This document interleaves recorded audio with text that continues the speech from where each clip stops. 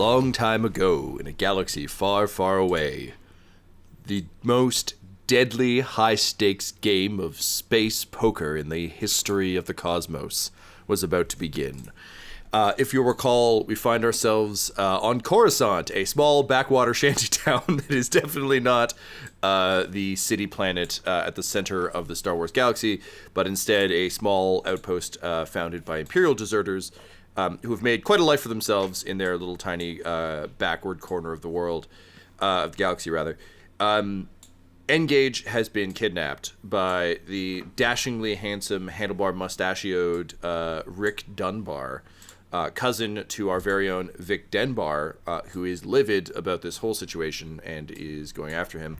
N-Gage has in his mind right now a bunch of money that is required by the Gungan gangster Tutu Cups of the Cup Syndicate in order to earn his assistance in retrieving Vic's parents from the clutches of Agrippa the Blue, and possibly take revenge on Agrippa for all of you, because you're all kind of pissed off at her for all the, rage and threats. So after accidentally leveling a mini mall and running afoul of some space truckers, accidentally, you've tracked Rick and N-Gage to this planet on the promise of playing a game of space poker to determine who is the true renegade and who is just a regular nade. So after meeting Pizza the Hut and seeing his little museum and hearing about the famed chef, Zabrak chef Gungan Ramsey, who works at the nearby Grand Sauce Tarkin, you skipped a night of leisurely drinks to go directly after your captured companion at the 501st, home of Vader's Fist, a weird pseudo-burlesque, possibly strip, definitely brothel, with an Imperial theme, and after asking for the special, Vic has been led back into the back room, and the rest of the party is kind of, I think, Wakka, you and Brash hadn't caught up yet. I think we were about to. Okay, so we'll say that you arrive as well, just for simplicity's sake. Of course, having realized that you may never have the 22,000 credits required to buy your 300 grenades, but if you go kill AKD... Agan Zadie, thank you.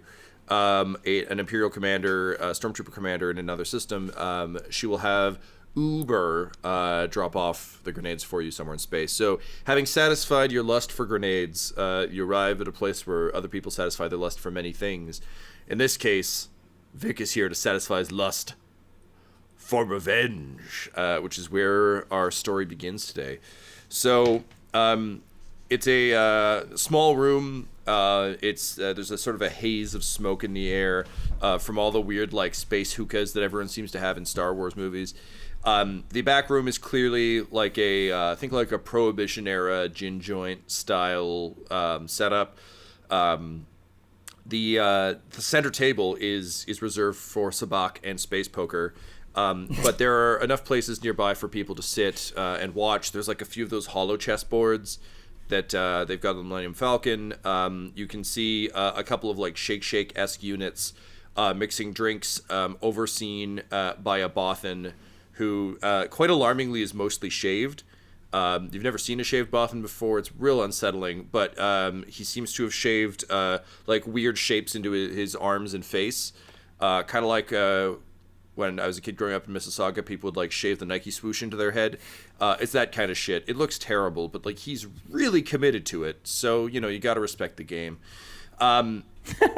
Rick is sitting there with his impeccable mustache and his even more impeccable zoot suit, with his feet up on the table, doing that thing where he flips cards back and forth in his hands like Gambit or a street magician.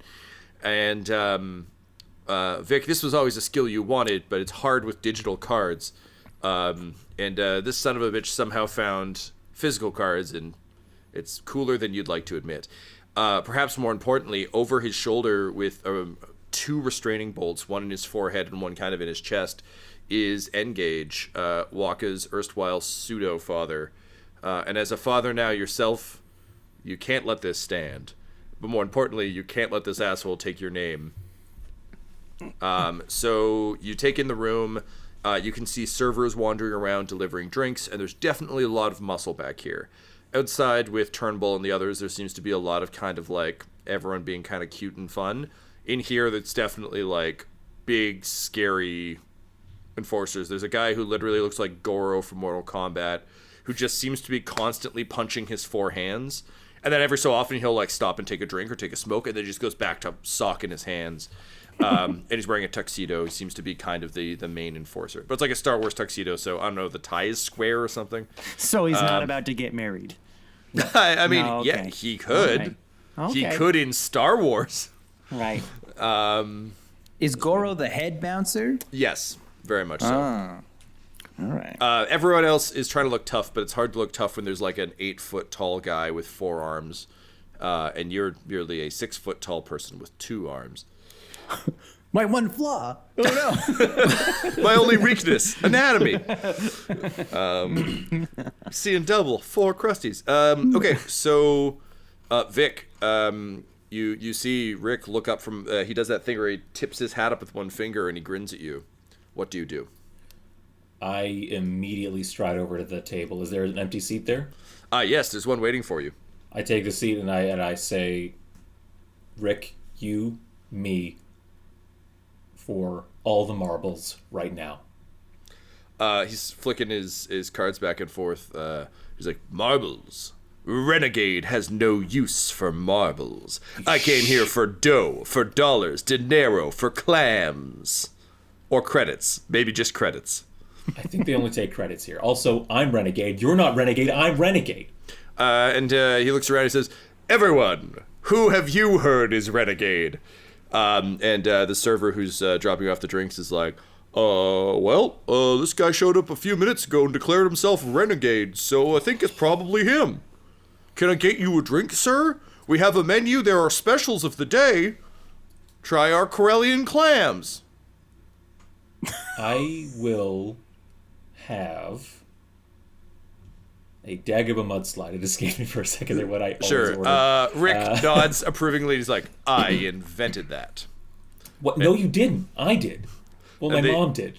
The server nods and walks away, and he says, yes, how is Aunt Celinda? She's fine. She's a hostage.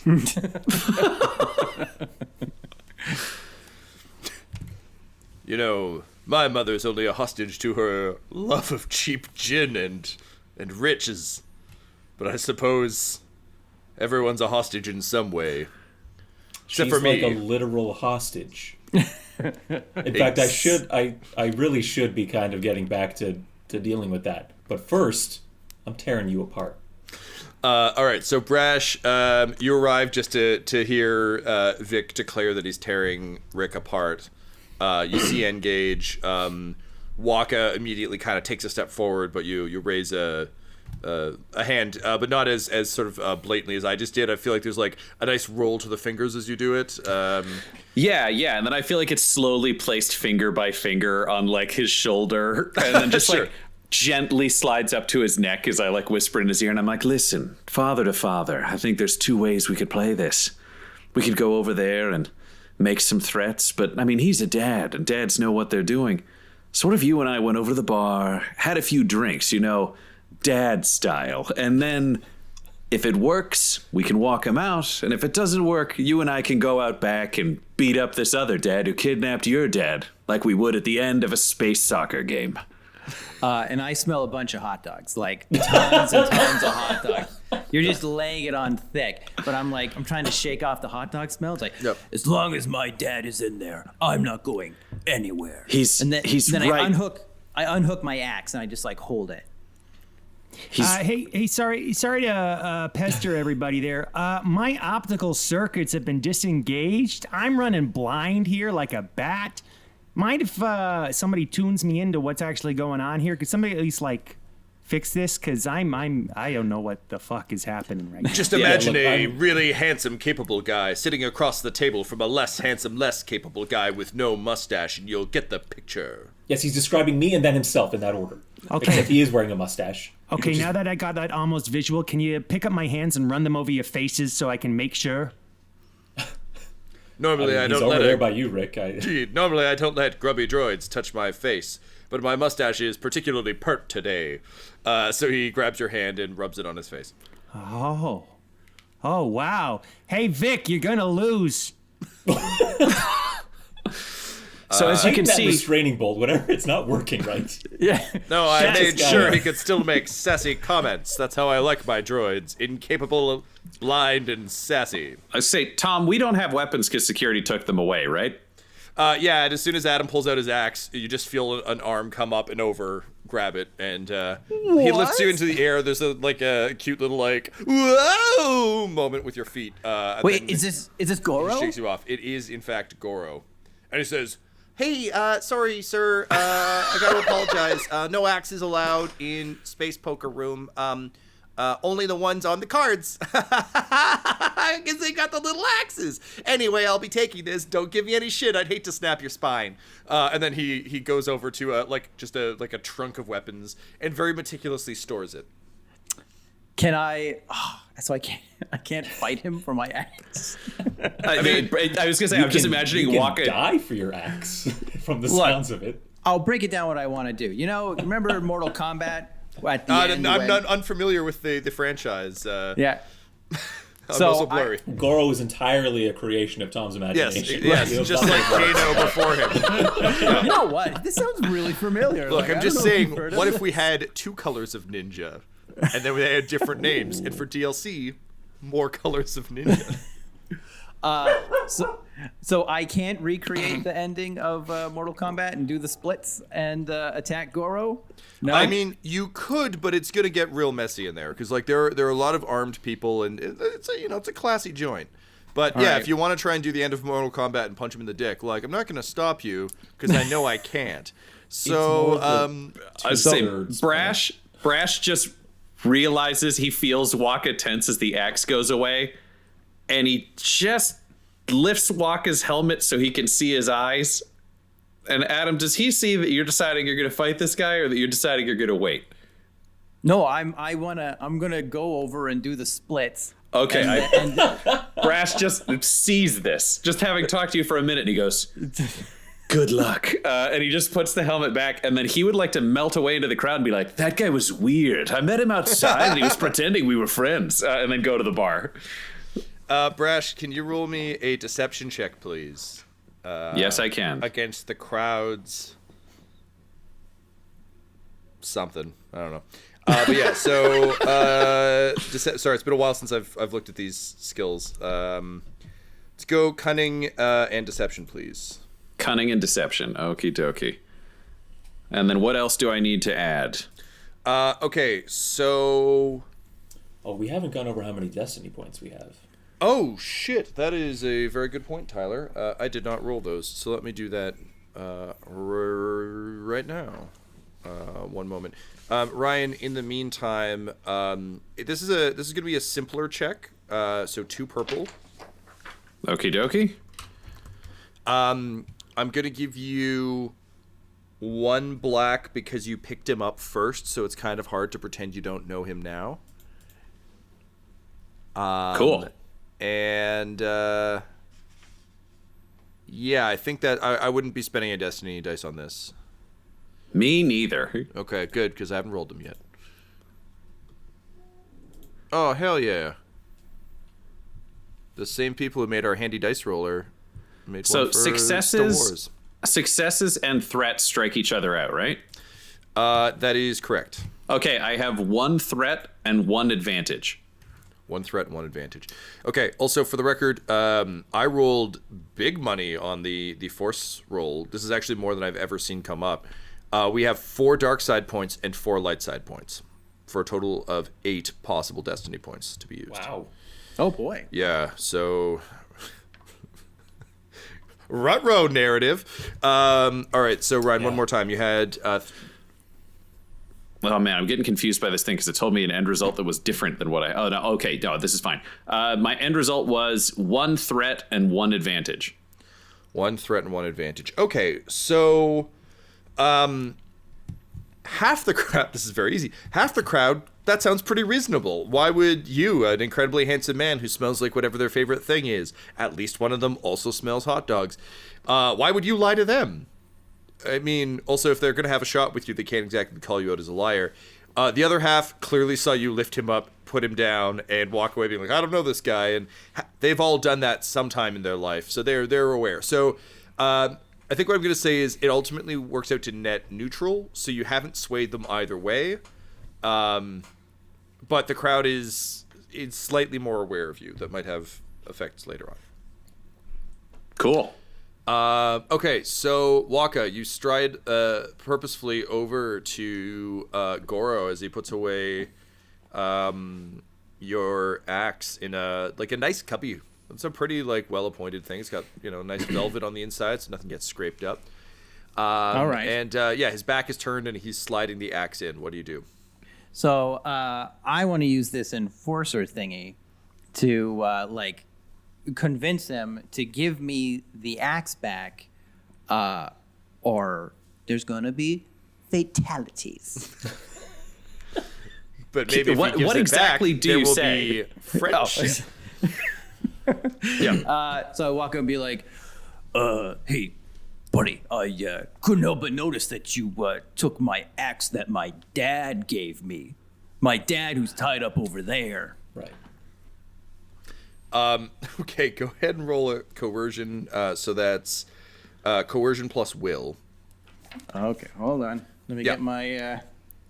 So coercion. if you remember, it's if you look to your skills, you'll see a bunch of sort of marked out places on coercion. Oh yeah. Oh, I got 2 coercion. Yep. And how much will do you have? Will power? Yep. Yes. 2. 2. So that means you're rolling 2 yellow as a base level. Yeah. So you've got 2 yellow. I'm gonna give you 3 purple. Oh jeez. Because this is a big deal. I'm gonna spend a point of destiny to turn one of those purple into a red. I wanna brace. You brace. Look, because hey, I walk up to him and I just I plant myself just in case Goro wants to try anything. So does that mean I get to take away? Nope. I think but it's very impressive. you're squatting and flexing. Yeah, you're leaving your nuts wide open. Yeah, So be careful. I'm just saying. Like those old 80s plastic wrestling action figures. I just take yeah. just take this pose. Yeah. And, Yeah. So that's so ultimately 2 purple, 1 red against your 2 yellow. Okay, so I have 1 advantage and 2 failures. All right. So he turns around and you can see there's a tear in his eye, and he's like, the love of a father is very important, and I'm very glad that you have one who's supportive enough to give you such a well-balanced and deadly-seeming weapon. Unfortunately, we don't allow weapons in this room because it's a room for smoking and drinking and playing space poker and occasionally sabacc, and maybe space chess. But if you want to use it when you get outside, I completely understand. And you can rest assured that me and my 4 mighty arms will take the best of care of your axe. That said, really gonna need you to step back, sir. Again, I've got this chalkboard about how many spines I've had to rip out lately, and it's at 0. It's been at 0 since last night. And I just love to keep that streak going for more than a day.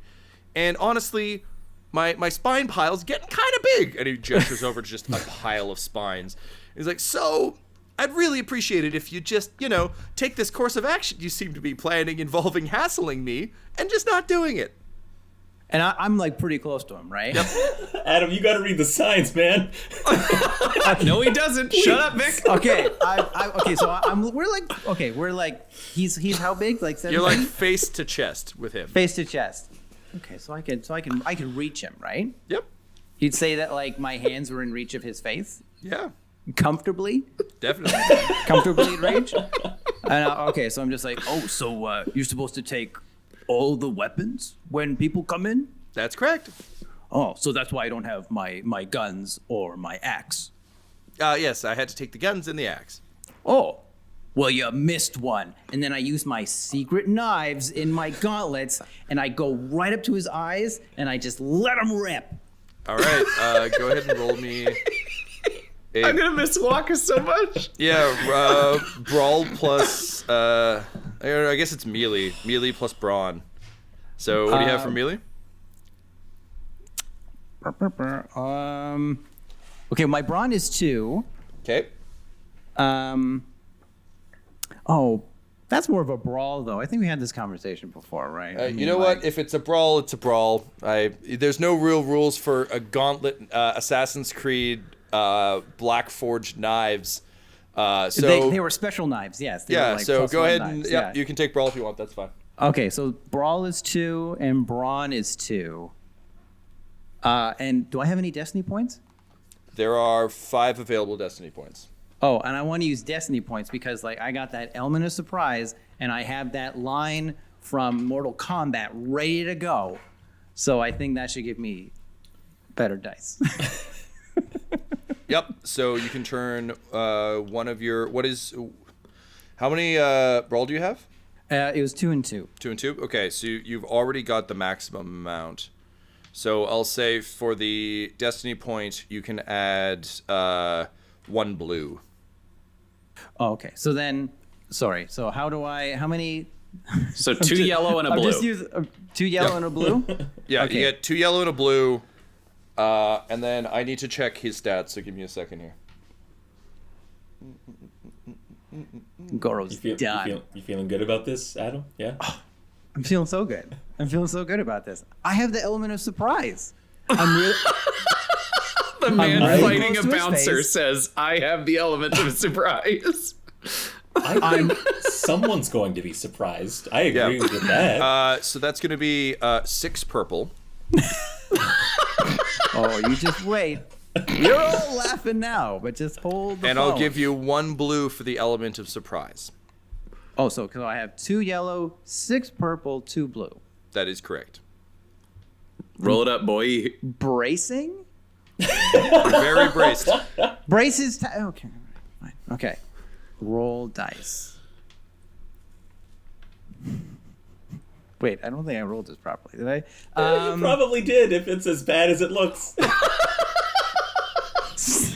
It says 6 failures. Okay, so you take 9 points of damage as you go through with the daggers. He grabs your arms, and then he twists them in a circle that wrists don't go. So what is your soak value? Well, hold on. Let me get on the page that you sent me. Soak is 4. 4. Okay, so you take 5 wounds. As the bones in your wrists shatter. Oh no! Jeez. That's what he says inside his helmet. Just Oh, jeez. Oh jeez. Yeah. Cool. I don't like this app anymore. I should have rolled better. So, meanwhile, Vic, it's the first hand of Space Poker. As Wakka is storming up to Goro there. So it's the first round of Space Poker, and the dealer is handing out cards. Here's my question to you. Are you going to play this straight, or are you going to try and cheat at Space Poker? I'm going to start it straight because I believe that I'm the better player. If that doesn't prove to be the case, then absolutely I will be cheating. Okay, so... forget what skill we said we would use for this. I think it might have been Skullduggery. I think it was Skullduggery or Deception for like bluffing and stuff like that. Sure. Skullduggery might have been for cheating. I can't remember. Okay, that makes sense. Skullduggery would definitely be cheating. Yeah, so let's I go with think Deception for let's like- go with Deception. Okay.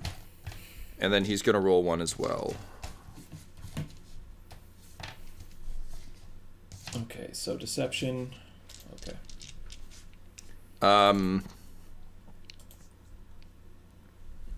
Yeah. So I've got 2 in Deception and 3 in Cunning. So that's 1 green, 2 yellow, or 2 green, 1 yellow. It's the overlap, so 1 yellow, 2 green, I believe. Got it. And we're just doing our like good die rolls. We're not rolling any difficulty. Roll like two purple, please. 2 purple. Standard check. Okay. That is 1 success, 1 advantage. All right. Rick gets 3 success, 1 threat. So I'm blurry again. So he wins the first hand quite handily, but because of the lingering threat he's got, you start to notice his tics. So you get the sense the next hand will be slightly easier. It's then you hear a mangled odd G's from across the room. You can't really tell what's going on, but you can see Wakka being lifted by his arms, and his arms don't seem to be the right way. It's like they've been installed backwards. N-Gage, can you go ahead and roll me a computers check, please? Yeah. So on your sheet, you'll see under computers, you'll have sort of a little... there it is. It's like a status bar. I got a +1. You got a +1? On my computers. Okay, cool. So you get 1 for computers, and then you take your That's intellect. Intellect. Great. Yeah. Well, get ready. It's where the hell is it? It's across the top. Pardon me. Across the top of the sheet. Oh yeah. 4. So that means good. you'll get 3 green and 1 yellow. 3 green, 1 yellow. Okay, so I'm just rolling those. And then I need you to please add 3 purple as well. Oh boy. N-Gage, how concerned are you for the life of Wakka Wakka Fonzie? Do you think, Well, just in general? I was saying you also can't see. So what do you think happened? But he did hear. I'm like, did somebody spill a tray of ice? It sounded like ice was shattering. Okay, well. I was gonna say I'll whisper from the bar. Yeah. You don't need to respond, but that was a bouncer breaking Wakka's arms. I'm okay. All right. So, N-Gage, I'm going to give you 1 boost dice from Brash telling you about Wakka's predicament.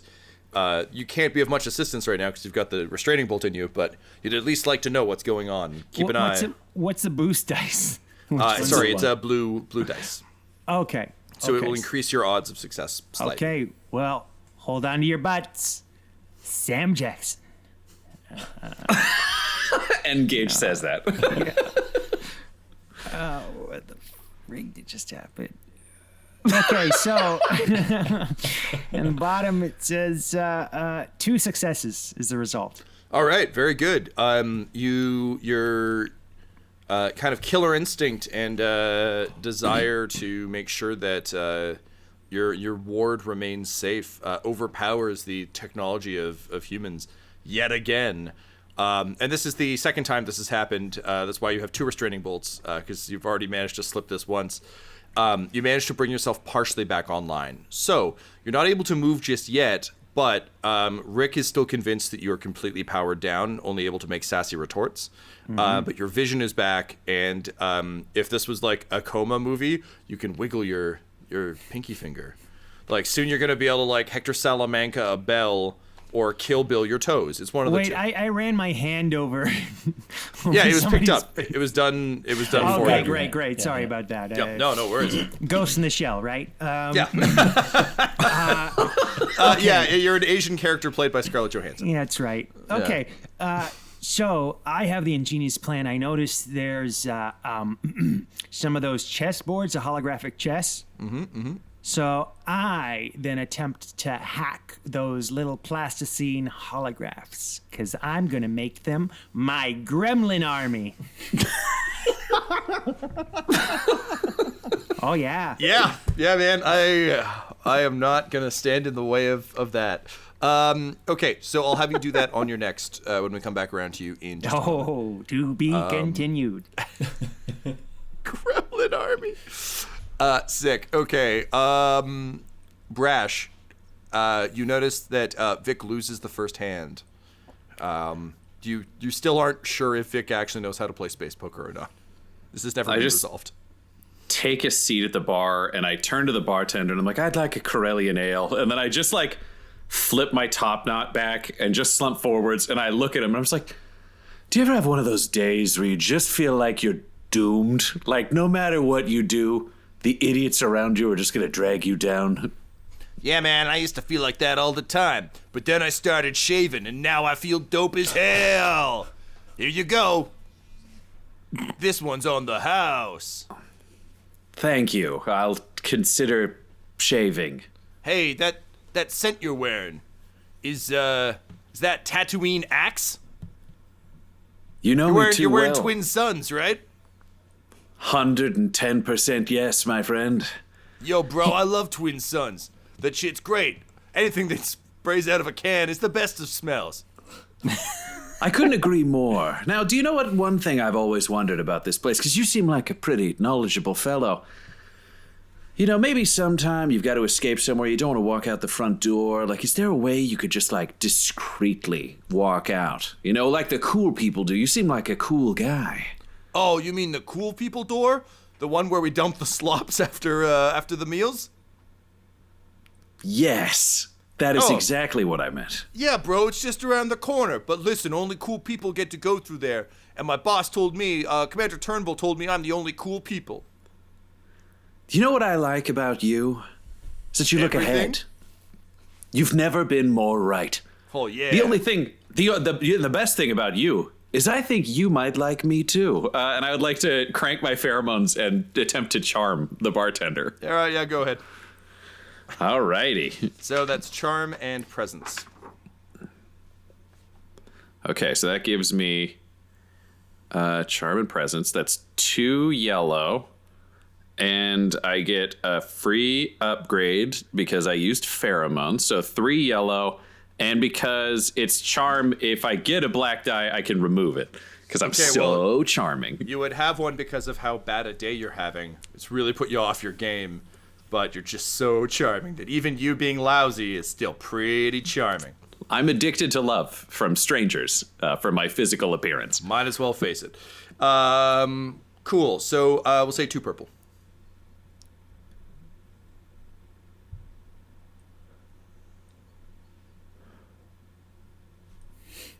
What a weird mess. The end result is 1 advantage. Okay, he's like, look, you're really charming, and even though you laid it on a bit thick with the twin suns there, I really can't let you out the back door. What's wrong with the regular door? You know, for paying cool people. See, it's just one of those days where I know I need to find a new future. And it feels like you're someone who's going to go places. Someone who's on the up and up. Someone who might be able to use a little help from, let's just say, a purple friend. And then I just turn all of my skin purple because I can change color at will as a folly.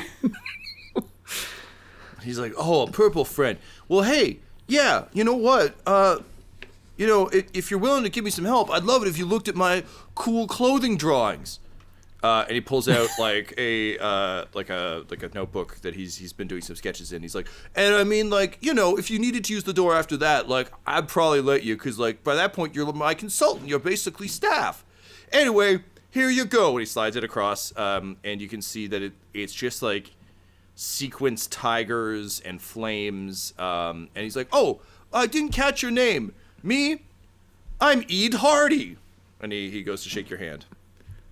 It's lovely to meet you. I'm Brash Korr. And I shake his hand, but it's one of those, somehow Brash, because he's just good enough with people, he can create a secret handshake that the other person ends up sort of nailing on the first try, even though they don't know it. Like, no one's ever had an awkward handshake with Brash. It's always working.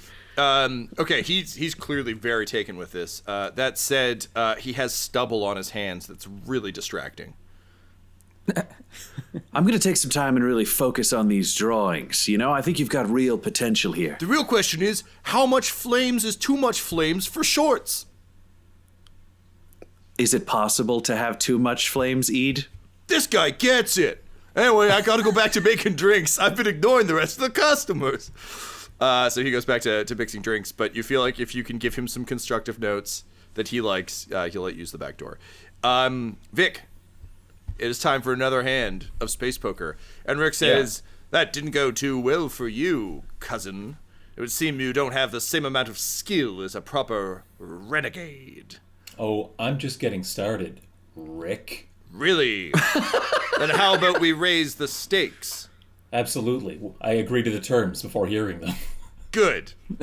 So we'll play for the droid and each other's ships. And everything within them. Absolutely, 100%. Deal the cards, Dilo. And the Toydarian, whose name is definitely not Dilo, sighs and he goes, "Very good, sir." And starts. He adjusts his little like green bank teller's visor and starts dealing out cards. So same deal, Tyler. But because you had advantage carried over from last time, I'm going to give you an additional boost dice. Okay. And I'm going to spend a destiny point. Yep, that because makes I'm sense. gonna. I know one of his ticks now, and I want to basically be on the lookout for that and exploit it in this next. What is his tick? He titters behind his cards. Just yeah. Oh, that's a good one. That's a good one too. Yeah, exactly like that. Yeah. All right, great. We all got good titters. Yeah. Roll 'em bones. Just 2 purple as the standard. Yep. Still just the 2 purple. Okay. Okay. Those are pretty good. 1 success, 1 advantage is the net, though. I feel like I can do better, so I'm going to use convincing demeanor. Mm-hmm. I can... oh, sorry, not convincing demeanor. Second chances. 2 per encounter. I choose the positive dice and I re-roll them. So, just for the record, it's 1 failure, 1 threat. That's what the purple were. And these ones were... re-roll. So I said 1 threat, 1 failure? That is correct, yep. Okay. So now it's 1 success and 2 advantage. So that did up it a little bit. Okay. Unfortunately, Rick rolls 3 success and 2 threat.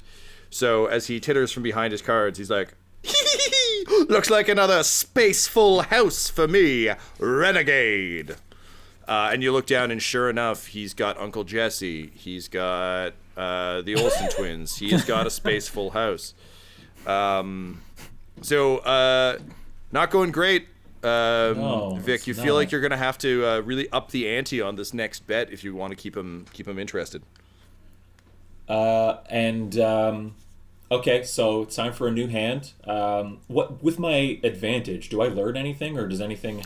Yeah. Do I get any benefits conferred that way? I think the benefit I would give you is it seems as though Rick might actually know how to play space poker, which is a problem for Vic. Not that Vic wouldn't think of it in those terms, but that is kind of the net result. So he's got an obvious tell, but he is also quite skilled at the game. You may not be able to win by skill alone. Okay. All I'm right, gonna so jump over to Wakka, but I'll come back to you in a second. Yeah. Wakka, you are suspended midair with your wrists turned the wrong way. Is it too late for me to use this enforcer thing, or To no, because your coercion. oh I think you used it on coercion, didn't you? did I? Oh, You can try one more coercion if you want. Try to threaten down the Goro that broke your Yeah, arms. well, keep in mind, coercion doesn't necessarily mean a threat. It's just trying to get someone to do what you want with, like, more force of will than persuasion. Persuasion's like, look, here's a reasonable argument. Coercion's like, look, man, so it could, like, if it was literally me, Tom McGee, would be like, I'm gonna bleed all over your nice tuxedo if you keep hurting me. Yeah, this could be coercion. Wakka's equivalent of, I'll suck your dick, man. Gotta get those Fire Festival sandwiches. Okay, are my gauntlets okay? So if he broke it, just for a visual here, so my gauntlets are here. Did he break it like below the gauntlets? He twisted your arms, so you went up. He just grabbed them and cranked. So yes, your gauntlets are still intact. Your bones are all messed up inside the gauntlets. And I can't fix them. Not right now. You need some medical. Have you aid. considered trying bracing? Look, hey, that didn't work. I braced like 5 times already. Admittedly, getting a brace for your arms would work, but just bracing your arms against a door frame would not. Okay. Okay, maybe like, whoa, hey! I was just joking, Space Goro. What the heck? Go ahead and roll your coercion, please. Coercion? And remember, because you've got Enforcer, you can re-roll. Good. Okay. Re-roll the good dice. That's the best plan he has. I was just joking. It's all for goofs. So Adam, He says as the knives fall out of his wrists. yeah, I was gonna say, definitely a 3 purple kind of deal. Oh God, dang it. Where's my coercion? I see cunning. Should be under your skills. There's astrogation, athletics, charm, and then coercion. So it's a will-based skill. Oh, So willpower, and then it's the 4th one down on the skills list. Oh, coercion. Oh man, I got like 2. I got like 2 coercion. Mm-hmm. And what else am I using? Willpower? Willpower is 2. So That's 2 yellow. 2 yellow. Okay, I'm gonna go brum. 2 yellow. 3 purple. 1, 2, 3. Oh, I'm definitely using some destiny. Figured you might. Yeah. There are 2 destiny points remaining. Can we start calling them Wakka points? Wakka bucks? Yeah. Wakka What, Wakka. like in memoriam, kind of? Like, Maybe. So what does that get me? Do I get like some blue? Yeah, you get. I'll give you a blue for the additional destiny point spend. So this is me. I want to just live, or just. Yeah, be I think so. This is not how your story ends. Not before you've got revenge on whoever you felt like getting revenge on. Plus, you've got those 300 grenades, and you still haven't avenged Kano the way you'd hope you could. Yeah. And you haven't saved your dad. Yeah. Well, that's why I wanted to kill Space Goro. But all right. Okay. I got 2 yellow, 3 purple, 1 blue. Yeah. Roll dice. What's the end result? Wash. Your dice result came up blank. 0. Wow, that means you got blanks on everything. That's bananas. What is it? So nothing bad, nothing good. Same situation. Take a knee. Space Goro puts you down, and he says, "Oh no, a joke? Well, I mean, these here daggers don't look like any joke. They look like they've been tempered by fire in the ashes of a friend. But I am also tremendously bad at understanding human comedy. I mean, what is the deal with Space Line peanuts? They're a small snack that you get for free. It's nice. It's a nice thing people do. I don't get it." And you can feel your gauntlets start to crinkle a bit as Space Goro tightens his grips. But he hasn't killed you yet, so that does mean you got a net positive. Okay. What do you do? I could be like, oh no, hey, no, that's okay. I've been going through some stuff lately too, so I don't really know what humor is. I got a bunch of joke books back on our ship. If you come with me, I can read you some jokes and I can teach you what jokes are. I mean, that sounds great, but we'd have to wait till I'm done my shift. I'm at work. And I'd have to give you your axe back and your weapons back as soon as you leave, because that's the deal. You get them back. I'm not keeping them. No, you know what? You can keep them. You keep those axes, because this is only going to be really quick, okay? So we'll go back to the ship. I'll read you some knock-knock jokes, and then you can come right back here. Look at this. Look around you. Look at all these people. There's a game going on. People won't even know that you left. So, I mean, don't you want to fit in? Don't you want to like walk up to your boss and tell him an awesome joke and then be his best friend? I mean, I would like to be better friends with Commander Turnbull. This is true. But I'm literally working my job. There's a high-stakes game of space poker happening. Some clown just lost his ship. Nobody likes space poker. Look, just come back. I got some great jokes. Okay, go ahead and roll me a deception check. Also, I'm not talking with my hands at this point. I understand. Even though I am, it's like I'm just like, look, like my arms are just flailing. Yeah, all right. Go ahead and roll your deception check, please. Okay, let me get my dice up. Deception. I got like 0 deception. Yeah. You chose this path. None of us are making you do this.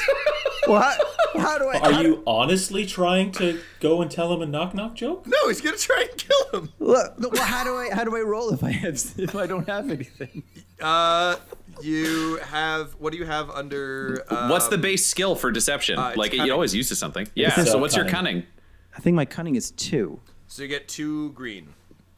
You could Can I use upgrade it? one of those if you use the destiny point. Yeah. I want to use destiny. Cash in those Wakka bucks. Yeah. I'm yeah, out of dice for myself here. So You're gonna I'll manage just to have fight a bouncer, and we're gonna lose our fucking ship. Okay. Okay. So I get a green and a yellow.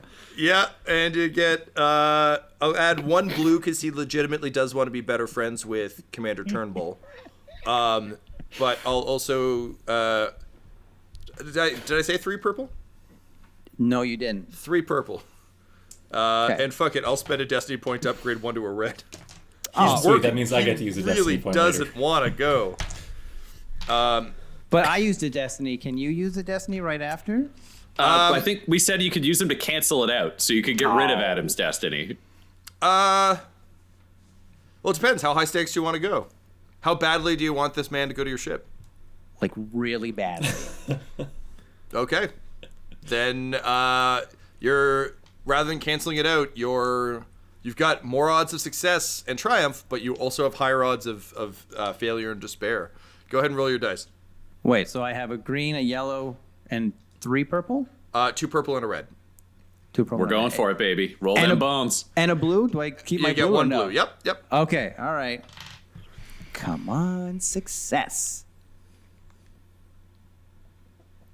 Okay, something's up with my app because it says, I think it says a wash again. I'm not rolling zeros all the time. Like, Can you roll No, it but- again, but- Adam? I'm just curious Yeah. to see if your I app is think- busted. No, a wash is also if they cancel each other out, so you could have the same number of That's threat true. and success. That's true. And it's a wash. Yes. You're right. Okay, I understand. Cool. No need to re-roll. Okay. 2 in a row? He shakes his head and he's like, I would like to fit in, but I can't. I really can't leave space poker. I mean, hey, look at this guy. He's about to bet a bunch more, I think. So the camera pans back over to the space poker table, but rather than landing on Vic, it lands on N-Gage. You are focusing all of your robotic might on the holographic chess people. Go ahead and roll me a computer's check, please. All right. This is where I shine. Okay. That's 1 computers. So you have 1 computers. You have 4 intellect, I think. 4 intellect. So that's 1 yellow, 3 green, 3 purple. Okay. And Oh, I'll give you 1 blue because you've done stuff like this before. Give me 1 second. I just lost the app. Look, it's that restraining bolt. It just fucks with your program. The pan has now shifted to slow motion, so it will get to N-Gage just a hair slower. So what was I again? I was a 1 yellow, 2 green, 3 Three purple, green. 1 blue. sorry, 3 green. Yes. Sorry, 3 green. And how many purple? 3. And 1 And blue. 1 blue. All righty. Rock 'em and sock 'em. Robots. 3 success, 1 threat. Nice. To the sounds of the Ride of the Valkyries, the robotic hologram plasticine chess people stop fighting, and then as one turn and begin small soldiering or Toy Storying their way down off the holographic chessboard. 2 of them crank the board so that it's projecting downwards so they can continue to move. And the march of the tiny holographic chess people begins. Oh, by the way, I might have forgotten to mention to you, Rick. You know how you and your men were handling me and disconnecting my optical nerves? Well, I remember it. Yeah, I bet you did. Well, fella, I forgot to mention that I had my body covered in kyber crystals. That's the crystal that makes Jedi weapons work, you see. And you know what? In crystal form, it's perfectly fine, but in the dust form, such as on my body, it will definitely make you overdose. And what's that? Hallucinate, baby? See anything that scares you? He takes a deep breath and he's like, my mum warned me about Jedi dust. Those crazy Jedi knights. They're terrible. They're terrible. And he looks around and he says, by the gods. Tiny, tiny space people! That's them, and like one of them has little, there's one with a club. Yep. Yeah. He's like, oh no, one of them's even armed. The others aren't, but I imagine they're threatening in their own way. Maybe they know the tax agency. But you have successfully disrupted the hell out of Rick's space poker game, which brings us to Vic. Rick seems real stressed about something like holograms. You can see they're just holograms. You just think he's a fucking putz. But you've already bet your ship, and you've already bet on the robot. How do you raise the stakes to keep him at the table? So I see that he's like having a bad trip, or he thinks he's having a bad trip. From all that Jedi dust. Yeah, I don't know if that's true or not, or if it's just explaining the holograms. But anyway, I can see that he's getting like that fight or flight kind of jitters, and so to keep him at the game, I like slam my hand on the table to bring his attention back to me briefly, and I say, if you win this next hand, I will be your personal assistant. My own personal dibs, you say? That's what I call all my servants. I invented it. No, you didn't. You didn't. You did not, Rick. You didn't do that. Well, I'll tell you what. I'll throw the word into the pot. I win. You become my dibs. You win. I acknowledge that you invented the word dibs. Plus everything else that we... Yeah. I don't want to just play this hand on getting dibs. No, you get all the other stuff too. You get the stupid little flying thingy. You get this bucket of bolts, and maybe I get a way to stop seeing these tiny crazy people with clubs. Sounds good. Oh God, right. My horoscope was right. Deal 'em. And with that, Dilo the Toydarian looks down at his cards. He's like, a high stakes game indeed. But that's a story for another night. And then he looks up at both of you, and you just both stare at him and goes, oh, right, I'll just deal the cards.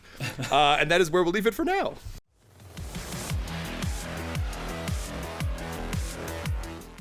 In space, no one can hear the sounds of space poker cards hitting the table.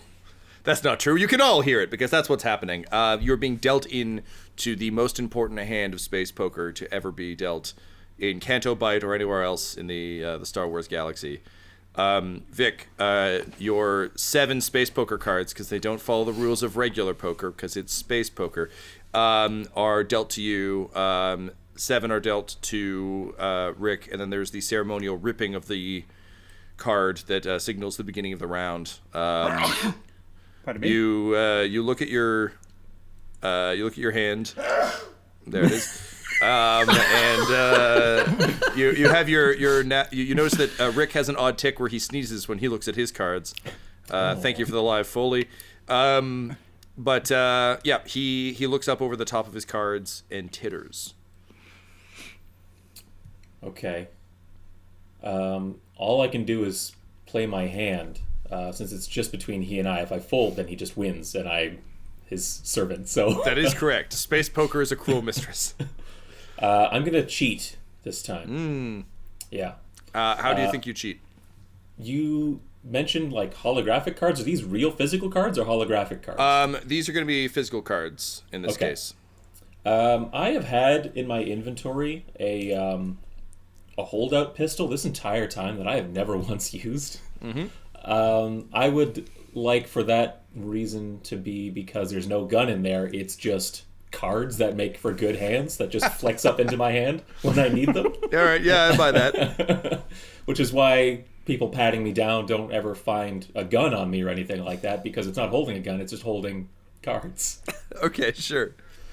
All right, yeah, I love that. So we're going to call this a skullduggery check. That is skullduggery and cunning. Yes. Okay. And I'd like to use a destiny point because I don't want him to lose the ship. And he's fated to not lose his ship to this fucking wiener. We'll lose it someday, but not to this guy. Yeah. / the lightsaber / Wakka's joke book / the bike / I mean, there's no way we're giving it to him, but I just don't want him to even have to lose it. Okay, so I've got my. So is that a bonus die? That's so swap blue one. One of how many green do you currently have, Tyler? I have 2. Oh, swap 1 for a yellow. Okay, perfect. Yep. And now that was Ryan spending the point for Brash desperately willing you to win this. There is 1 available force point left for the light side, so you can spend that if you so desire. Are we able to spend more than one on one choice? I'm going to allow it in this instance because he didn't spend it, you did. Okay, cool. And then I'll brace. I fully believe, and then you brace. I fully believe that this is, in terms of the way we're thinking about Destiny and the Force and everything else, it's not just, are you fated for this to happen? It's also, it's like that, like the argument that I've always really liked is like Han Solo is actually very good at the Force. He just thinks it's luck. So like every time he doesn't get shot in the head and he's like, oh, that was lucky. It's just the Force speaking to him in a way that he understands. So similarly, this is Brash being like, all of our stuff is on that ship. My entire criminal enterprise rests on that ship. We can't lose that ship, which reaches out to the light side. So, no, what I don't want is spamming the check where you're just like, all right, I use 5 force points. Like, no. But if it's someone being like, I want to implement this, and the other person saying they want to as well, I'll allow it. I'm growing generous in isolation. Well, thank you. So that was my... So, Tyler, you spent that dice? Yeah. I have 8 dark side points. That is a joy. Because I'm cheating, I figure that's my destiny. Yep. Influence as well as gives me a better hand automatically. Yes, I'll also give you a blue for the cheat. Okay. What's so it's clear that he has a good hand. So that's going to be 3 purple. Okay. And I'm going to give you an additional boost dice for his distraction because he's staring at the hologram gremlin army. Thank you very much. Everyone's making contributions here. Wink, especially pal. Wakka. Yeah, well, no, he's gonna kill it. Yeah, N-Gage's like eye just like digitally shuts down and then digitally starts up again. All right, I am prepared to roll. Are we making any other changes to the dice pool? That's it, buddy. Okay.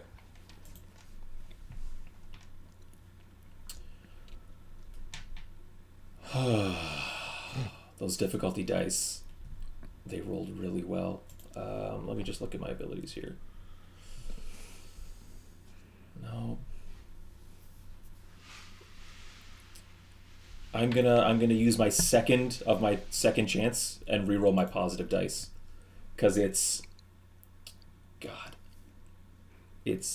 double failure on 2 of the difficulty dice, so that's 4 failure and 2 threat. So the net right now is 1 advantage and 1 failure. So 4 failure, 2 threat. Just remember that. I'm going to reroll the positive dice here.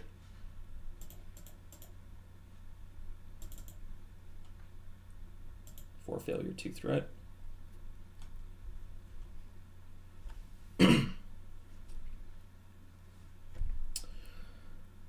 One failure, 1 advantage.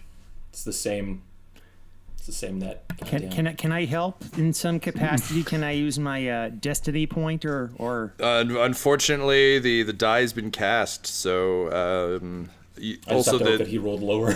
the team was out of destiny points, unfortunately, as well. Tell me he got like 2 failures or something. Well, he rolled 2 successes. Hang on, sorry. I'm not used to having to actually count these dice. I have my next action prepared if he wins this hand. Okay. He nets out on success and failure.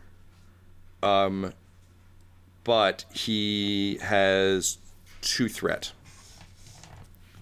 So by virtue of not failing, he comes out ahead of you. What do you do? So he has won this hand? He has won this hand. He has Excellent. no success, but he has no failure. as it occurs to me that I have just like lost everything, I will leap across the table and attempt to strangle Rick. N-Gage, you're asking if you can help with anything. He thinks you're immobile, but if you want to like pin him while Vic does this, you can. Pin him? Yeah, sure. Oh God. Okay, so what I'm going to do is I'm going to spring eject my lightsaber, and I'm going to spring eject it. Into Vic's hands? I was going to do it into the other guy's eyeballs, but yeah. Goro, go after Goro. It's up to you, man. It's No, I'm gonna. it's your lightsaber. I'm Come gonna on, shoot. Dad. I don't trust usually. I don't really trust humans or organic life, but I'm gonna give a tip of my hat and my trust over to you, Vic. Here's my lightsaber. Vic, seeing red, having realized you lost everything to Rick of all people, that you aren't the best at space poker, that he is Renegade, that truly you are nothing. A lightsaber is ejected into your hands, and almost by instinct, you ignite the blade. What do you do? I tackle Rick and just kind of screaming, just like you're not better than me! You're not better than me! I'm slowly, like, bringing the lightsaber down to his mustache to just sear it off. Okay, can you please roll me a... One sec.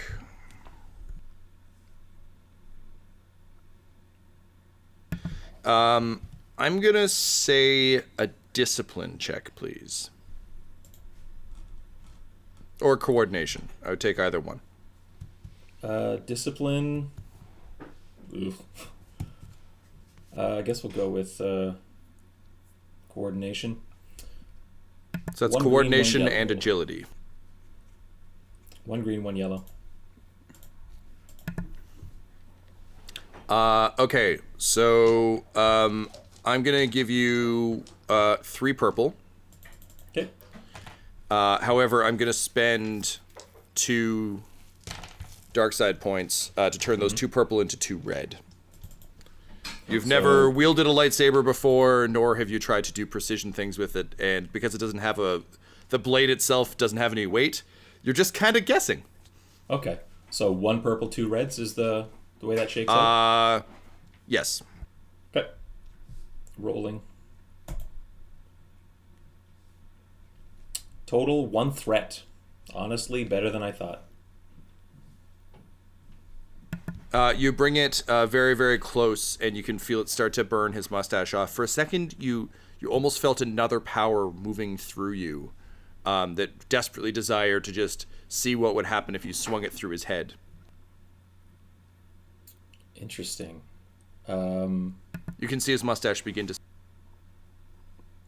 All right, yeah, well, that thing's coming off. That stupid mustache.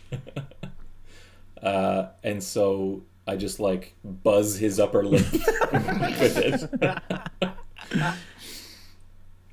There's a distinct, horrible smell of burning hair that is unpleasant even to N-Gage, who normally wouldn't notice such things. And Rick yells, hey,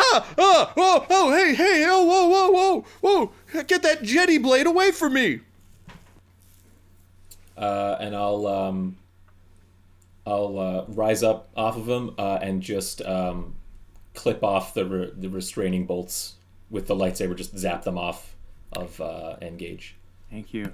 And my little gremlin army comes by, and they place my body on top of the hologram chessboard they've been carrying, and they like carry me off like I'm their god.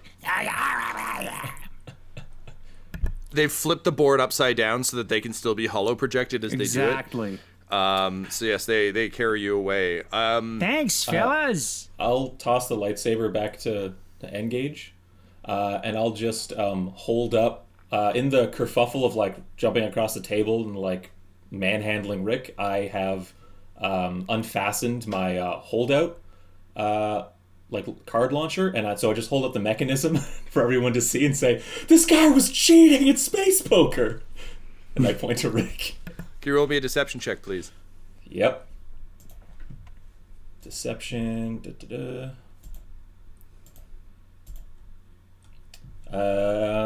Any difficulty dice to that? Always. We'll go with 2, please. Okay. Rolling. Ah! Where were these before? Anyway, 3 successes. They're like, hey, that guy sucks. He's not Renegade at all. He's bad. It would seem that the non-mustachioed man was right all along. Brash, you're watching all this happen. Are you doing anything? I don't have weapons. The whole place smells like burnt hair, so I don't know if I could pheromone anybody. I think what I would do is... he may have done this already. I think he's done his designs and he doodled while he was data slabbing to make some panicked phone calls. So he's just added more flames, a skull, and just the word "no fear" just constantly on every item of clothing for Eid Hardy. And then he's messaged Sterling because he didn't know how the game was going to go. So I think he told Sterling to paint the down but not out on a different ship that wasn't theirs and paint a different name on their ship just to try to keep themselves protected in the short term. And then he'd just see if he could get his new bartender friend, Eid Hardy, to let him in the back door in a minute. Yeah, so Eid Hardy loves the no fear thing, because if there's one thing he stands for, it's not having fear, but also skulls, but also fire. So he's all about these designs, and he promises that he'll credit you as the co-designer on them when they make it to Space Walmart.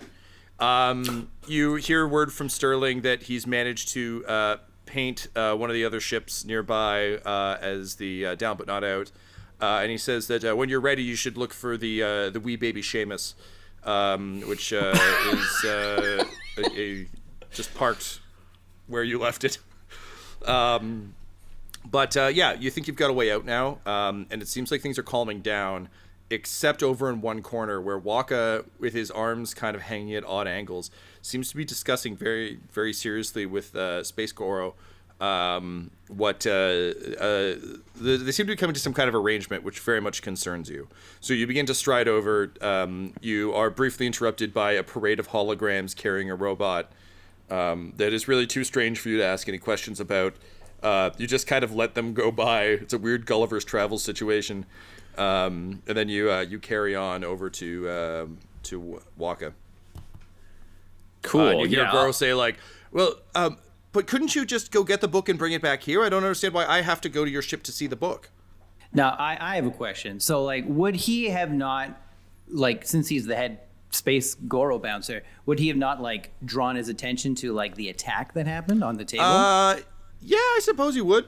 That makes sense. He reaches back behind him as he steps forward and grabs your axe. And he's holding it in 2 hands, not across his body, but beside his body. And he starts to step in, but as soon as the blade turns off, he's like, "Oh, good, it was just a regular old-fashioned mustache burning. I can abide those." But his back is turned, and he's taken a few steps into the space. All right, so then I muster up all the space super soldier serum within me, and I kind of I remember some basic training that I had when I was a soldier, and I flash back, and it's now you will probably be in a situation where your arms are broken. Yeah. This is how you attack an enemy with secret blades when your arms are broken. And so I remember this, and I kind of and I flip my arms using my torso, and I kind of flip them in front of me, and the blades kind of I have them ping against each other, activating the switchblade because it hasn't actually activated yet because he stopped me, and I do that right behind his head as he's oh, it's just a shaving thing, and I activate the blade, and I have a thing called point blank right in the back of his head. All right, great. I see this happen as I go over to be "Excuse me," and then I'm fuck me, and I just go out the front door and give my shit, and I'm "Give me my guns." I'm just ready to leave. All right, so Adam, go ahead and roll me a brawl, please. 2 purple because he's unaware and facing the wrong direction. I'm going to give you 2 black because your arms are fucking broken. Do I have any destiny points? Oh, but you have 2. I got a brace, man. I got a brace to do this move. Can I not take away a black? Yes, because it was Colonel Brace who taught you this maneuver. So I'll take away a black. You can do the brace maneuver, and yes, you can take away 1 black. Tom, right. for the sake of our ongoing sanity, after this battle, can we just explain what brace is? just so it's clear. We've done it every session, Ryan. I don't think it's going to help. Look, I know what a brace is. But it's just like you get ready, right? But Tom, I'd like to double my request. That's how I understand it, right? Wait, okay, so I have... What am I looking for? Sorry, I'm looking for... So it's brawl and brawn. So my brawn is 2, and my brawl is 2. So that's 2 yellow? 2 yellow, yep. You have 2 brawls? 1 Nice. strike. Oh, and can I use a destiny point? Yep. To... You can add a blue. Yeah, okay, I'm going to add a blue. All right, so I got 2 yellow, 2 purple, 1 blue, 1 black. Roll dice. Wash, wash, wash, wash, wash, wash. It's worse. It's worse. That face. 1 failure. Can you find a new app that we can use? I'm point blank. How do I miss? Look at this. I don't know if you can see that or not. One failure. You tap your blades together as Colonel Brace taught you to, but unfortunately they get caught in Goro's majestic top knot, which you manage to shear clean off. And he goes, "Wait a minute, that's the telltale sign of daggers," and he is going to swing around at you with your own axe. Wait, it's not the dad axe. Hold on, can I come back in to save the day? You're still in the room. He's still gonna take this. I'm just being carried on my boogie board by my monsters. He's gonna make this attack, but then you can take a turn to attempt to deal with him. Oh boy! All right, let's put this pool together. What is your brawl, Adam? My brawl is 2. Okay. Skew it up. I mean 10. I've been reading it wrong the whole time. Yeah, this all tracks. All right. Oh, yum, yum, yum. Yum, yum in my tum. For me? No. I get a triumph and a net of 1 threat, 2 success. So the threat will be N-Gage coming back around. But the damage will be...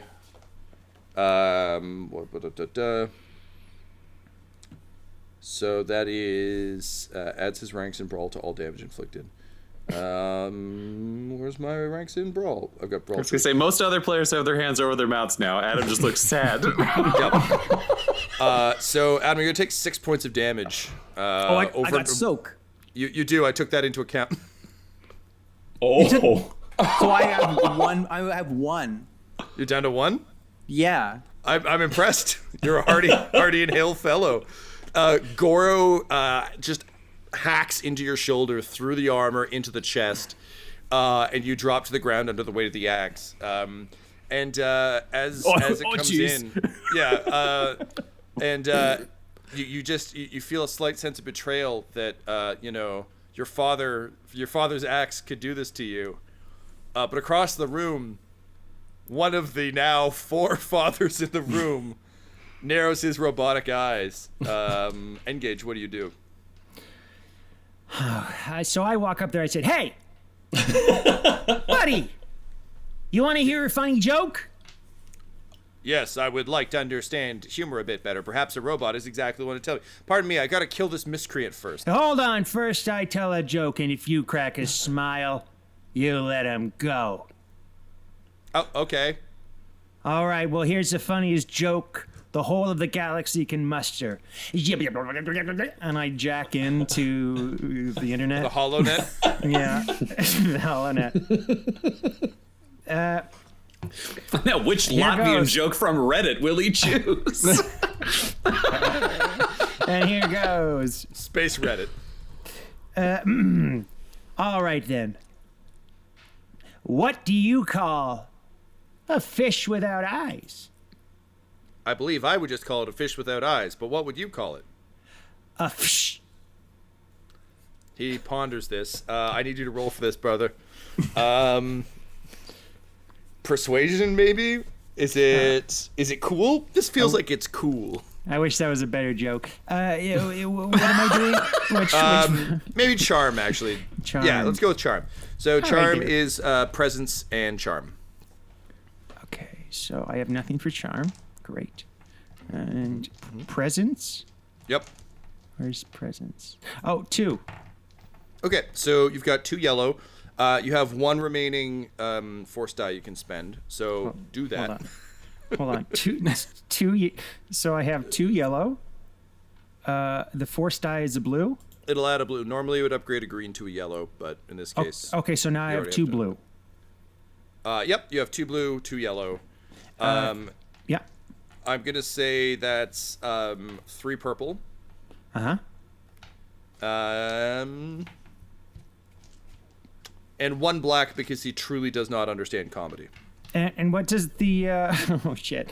Was my green? Is my green still 3? I'm sorry. You have 3 in presence.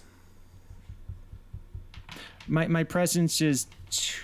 Your presence is 2. Okay, and I'm sorry. You don't have any in charm. I have 0 charm. Okay, so it's 2 green, not 2 yellow. I apologize, but you're. Okay. Sorry, this is gonna fuck your rolls a little bit. 1 of your green is now yellow, so 1 yellow, 1 green, 1 blue versus my 3 purple and 1 black. Sorry, 1 yellow, 1 green, 1 green, 1 blue, 1 blue, 3 1 black, purple, and 3 purple. That is correct. Oh shit. Okay. Come on, Dad, you can do it. I'll give you Can I do a different joke? I'll give you an additional blue for Wakka's dying words supporting you. What are those words, son? Do it Oh, for me, Daddy. now his dad. I tried to kill him. Okay, here it goes. He doesn't know any better. Families can be complicated. 1 success. 2 threats. 1 success, 2 threats. Okay. Okay. Okay. So he cracks a smile, and he says, "Oh, I see. Because the word doesn't have a letter in it. That is very good. That is entertaining. Yeah. Well, I'm a space guru of my word. I suppose I have to let this man go, despite him trying to kill me twice. But you do have 2 threats." So he turns around and says, "Hang on, I'll just get this axe out of him for you." And he puts his foot on Wakka's chest and he rips the axe out. No, don't do that. Wakka, I need you to roll me a resilience check, please.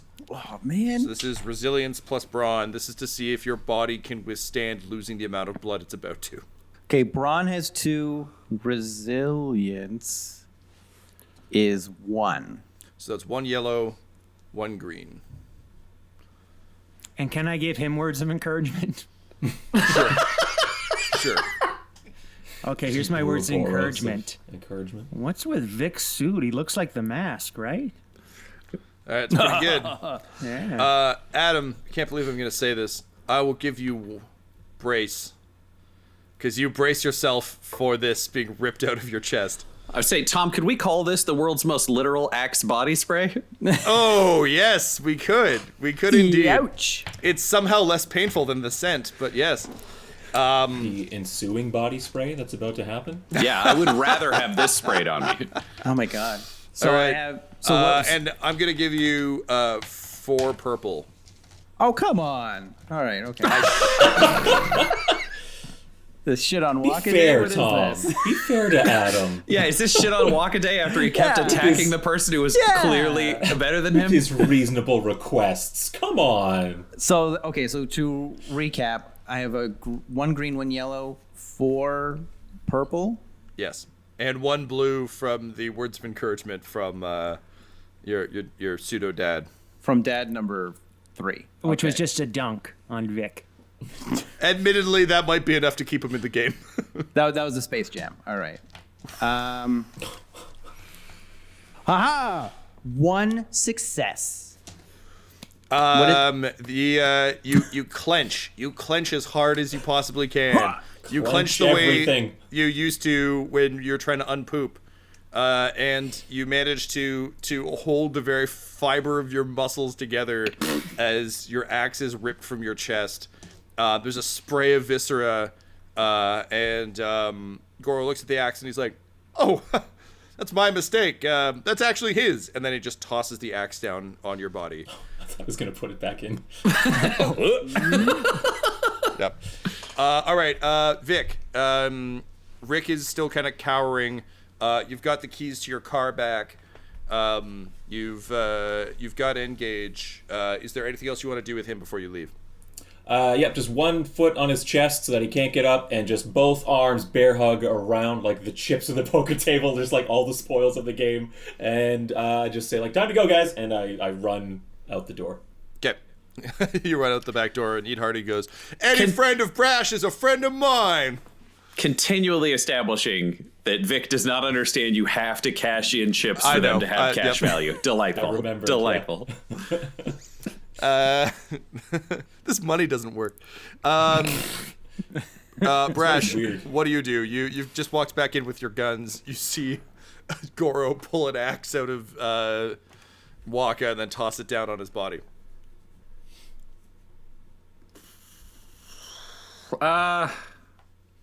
I think I probably am just like, the guns are hidden. I don't need to show anybody the fact that I'm armed right now. I'll just get Wakka out. That's my whole job, is to just be like, "Hello, they told me I had to pick up that strange guy I met earlier. I don't know what's going on with him. Whew, made a real mess, didn't he? That's what you get for hitting a bouncer." I just like wave a finger at him like I'm grumpy. All right. Goro's like, "Oh, thank you very much. Your friend is quite a charlatan and a ne'er-do-well. But this robot is very funny. I appreciate his sense of humor. So yes, if you could remove the offending man before I really get mad, that would be great." And then as I'm being dragged away, I say like you haven't seen the last of Serpentos Ultra Magnus Fonzie. And as you get dragged out the door, you just hear him say, "Who the fuck is that?" So all of you regroup back at the ship, the wee baby Seamus, and you've got the chips. You're certainly not welcome in Vader's Fist anymore, but you still can explore Coruscant a bit if you want. You're surprised when you enter the ship to smell just like something delicious on the air. And normally the ship smells kind of stale and of Kano, so this is a real pleasant surprise. And as you make your way into Vic's quarters, you see a Zabrak who has clearly like painted his little head spikes like spiky yellow, and is wearing an apron, and he's yelling at Dibs, who is desperately trying to chop onions. And he's like, "You chop onions like a fucking twat!" And Dibs is just like, "Shake, shake." And he's like, "Less shake, more chop, you fucking prick." Then you all walk in and he goes, "Oh, terribly sorry about that. Look, I just want to make you a delicious meal to really set up the ship for success before you went on your way. But this robot is the worst chef I have ever seen." You saying some bad words about a robot there? And then he cringes and he's like, "Oh no, Misa sort. I am sorry. Sorry. I grew up amongst Gungans, you see. I occasionally drop into the Gungan tongue." Hey. And I did not mean to create a bombad situation here. I simply wanted to provide a good meal and perhaps earn my way on your ship. Hey, I got a question for you. What do you call a chef without eyes? Well, there's no eyes in the word chef, so I'm not entirely certain. Hacha! And then I spike my hand forward and I pull out one of his eyes. I was going to say, I would like to, from the side, just shove his hand to the left, if I can, Tom. Because I'd like to learn his name before we disembowel a man cooking a decent meal. Roll, his left eye, I see. Roll an opposed check. Tyler. Roll an opposed check, please. So you're going to be rolling here too, guy. Yeah. So what do you want me to roll, Tom? You're trying to push him out of the way. So that is some kind of agility thing. What are we looking for here? Ooh, knowing that he's a hardcore robot, why don't I shoot him with my blasters, but they have a stun setting, so I can use a stun setting that should not harm him. If he's a robot, you can just shoot him normally, and it won't kill him. You'll have to patch him up later. Okay, I'll do that setting then. is just, it would still kill a human. You just turn it down a little bit.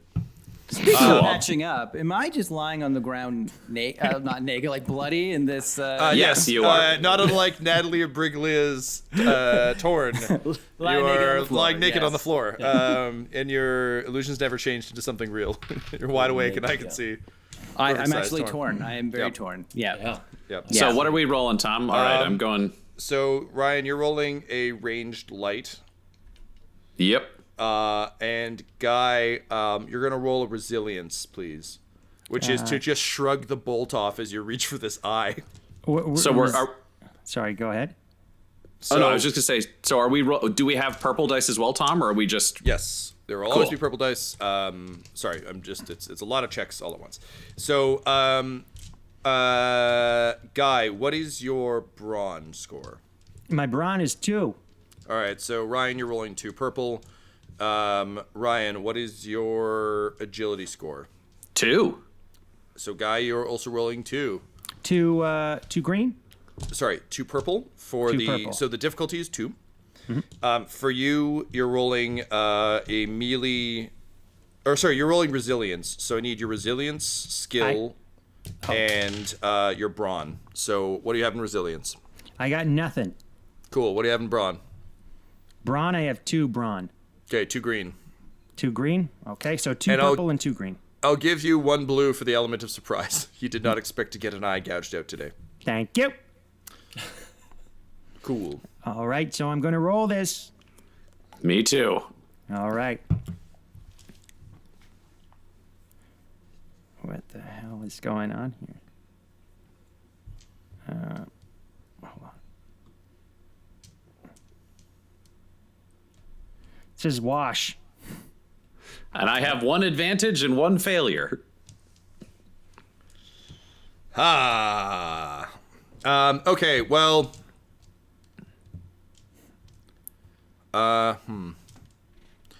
So, Ryan, I'm gonna say you managed to blast his hand. Like, you blast him and he stumbles to the side. But you also rolled a failure. So do I take away his ear or something? Half the eye. Left eye, like I said. Oh, okay. No, here's what it is. You stumble sideways, and instead, you punch your fist, like your like kung fu punch, straight through Dib's head. So shake something, like starts shaking convulsively, and onions just go everywhere.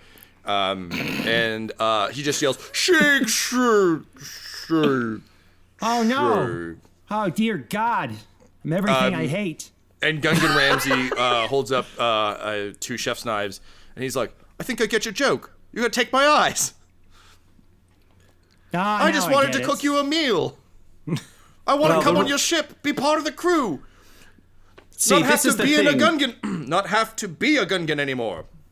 Everybody just wants to join a criminal organization. They think, I'm going to go out in space and it's going to be fun. But then you have this bleeding man try to kill everyone. And you have the robot who made him who tries to kill everyone by dismembering them. And then this guy, he can't win a space poker game to save his life. He just uses a lightsaber at the end. I think everyone there saw that he was cheating, so I would win by default. Also, that's not the funniest joke in the galaxy, N-Gage. According to Ask Jeeves, it is.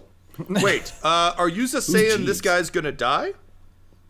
Oh yeah, no, he doesn't look too good. And I kind of like nudge Wakka with my foot. You know, Gungan Ramsey goes straight to work and starts like sort of like field dressing him, and he's like, fun fact from the kitchen: field dressing a man like field dressing a chicken, and he just starts like patching him up.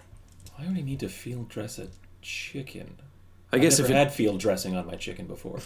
Well, I guess if the chicken is going to die before you want to cook it, so a young chicken must be healed to become an older, more murderable chicken. This might come as a surprise to you, but the Gungans eat a lot of live creatures. It's supposed to be comedic, but it's truly horrifying. Oh. Well, I guess welcome aboard, new Dibs. Gungan Ramsey's the name. Ah, Dibs. Very good. You'll be preparing meals and drinks for this room over here. I gesture to my room. And I carry my big armful of chips, just dump them on the floor in there. Like, also, I'll need you to clean that up. And I just, like, twirl Rick's keys, like, on my finger. Like, I'm just going to go claim my ship. And I, like, walk out. He looks around. He He sighs. And he says, "This truly is Hell's Kitchen." And he starts sweeping up tokens, I guess leaving Wakka to bleed. I was going to say, Brash will ask Wakka, like, Wakka, here's the question. Do you want to go to the medical bay where a droid could treat you? Or do you want me to drag you to that weird closet you live in and just let you lay on your motorbike until you die or don't? I need you to take me to the med bay and give me all the enhancements and drugs so I can go back and destroy Space Goro. All right, I'm going to take him to the med bay. I'm going to close the door here, I think. N-Gage, why don't you come out here with me? You can go have some fun. And then I would like to take Wakka to the med bay, get Nyx a room that is locked so only Nyx can go in it, so Nyx doesn't get murdered after his hopeful recovery. And then after Wakka gets put on the healing table, I would like to bring the medical droid out into the hallway with me and close the door for a minute. And I'd be like, listen, he seems really obsessed with fighting someone who is clearly going to kill him. We sort of need you to do medical treatments on him anyways. I was just wondering, like, what do you have in the way of memory removal or like a brain controller? Or like, could we take his whole brain out and just put a robot in there that listens to me? I have backed up patches. So nothing. You don't... Not nothing. I have back to patches. How many of those do you have to put in his brain before he forgets a giant six-armed bouncer? Look, I am programmed with the Hippocratic Code. I cannot wipe someone's brain. I can remove it. Wiping the brain does no harm, but removing it, that's fine. You're starting to speak my language here. So if you... Just a second, and I want to like hit the comm on the wall and be like, N-Gage, can we borrow you for a minute? Hello. How's it going there, fellas? Yeah, so we've got Wakka in the med bay, but he seems incredibly obsessed with fighting that bouncer that almost killed him again. And he has yet to actually hurt that bouncer. I've got a droid here that wants to deal with him medically. However, the moment it does, he will go back and get himself murdered. It seems like you care and you are devoid of any sort of moral programming. Is there any way you could perhaps remove the memory of the bouncer? Oh, the six-toed sloth there? Whatever he is. I called him a sloth, but he is. It's the arms, not toes. Yeah, I know the one. Okay, so could you just, like, come remove that memory? You controlled his mind before. Yeah, I can definitely do it. All right, then come on down. I'll be like, bye. like off the comm. I'm too tired to try and ask for anything in return back. I got my goblins. What do I want? So, N-Gage, you approach Wakka on the med bay table. I'm going to need you to roll a medicine check, please. All right. Can I talk to him before he he wipes my memory? Sure can. You didn't hear me say that he was going to wipe your memory. I stayed out of the room. No. Like he just comes in and be like, N-Gage, there you are. I was going to call you. Okay. I remember reading this story about this man called Mega Man, and how Mega Man had this dog named Rush, and Rush, I believe in the 6th entry of the Mega Man stories, could combine with said Mega Man and create super armor. I'm gonna need you to combine with me to create super armor so that we can go and take out Space Goro. I think would be really fun, and then we could ride the Righteous Indignation together. While he's talking, I slowly have a pillow that I've been like bringing up to his face, and just I'm slowly smothering the option out of him so he falls asleep. I already have a pillow behind me. I don't need one for my face. Also, I have my helmet on still, so I don't think that's working. He's got robot strength. So it just smothers the helmet. He stuffs it up and under. It's like I'm just like covering all the air slots, all the holes where air would come in. Okay, I need you to roll me a medicine check, guy. I got zero medicine check, but I got 3 mechanics. He did wear this helmet in the vacuum of space. I don't know if a pillow's gonna do it. You don't know a droid's strength, though. It has its own air.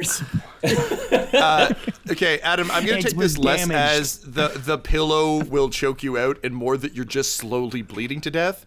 And by him trying to suffocate you through a helmet, he might just ignore the bleeding until you're gone. Yeah, I'm gushing out. The more pressure I'm putting on your face, it's shooting the blood out of you, so you're losing consciousness. So this is an intelligence guy for you. Then this is just intelligence. Oh, this is where I shine, baby. Or intellect, rather. Yeah, that's a 4. 4. All right, so that's 4 green. I'm gonna say 2 purple. Hold on, 4 green, 2 purple. You better brace, Adam. Yeah, Can I defend myself here, or am I just like dead? I'll let you add boost dice to him.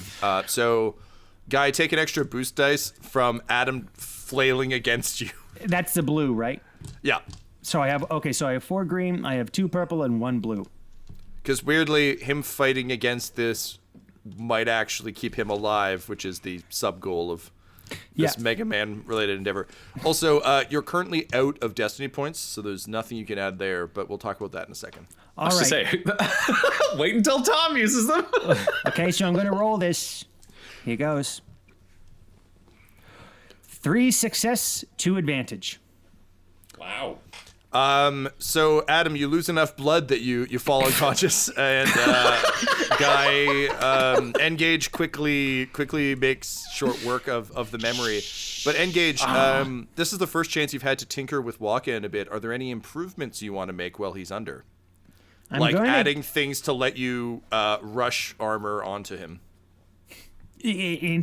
Sorry, say again? Well, so Wakka had just suggested that if you improve him, you might be able to become armor that he can wear, and then the two of you would be a more powerful fighting force in times of great need. He's unconscious, and you're a bit of a mad scientist, so now that you've kind of got your prime subject back, are there any improvements or alterations you want to make on Wakka? Yeah, I'm going to make a little torso hole in him, and I'm going to and I'd be able to like shrink my body down, kind of like Krang from Teenage Mutant Ninja Turtles and that big robot reverse body. Krang? It's a reverse Krang. However, I'm able to bleed all my circuitry in through him and give him super strength. Like where his veins would be is just steel.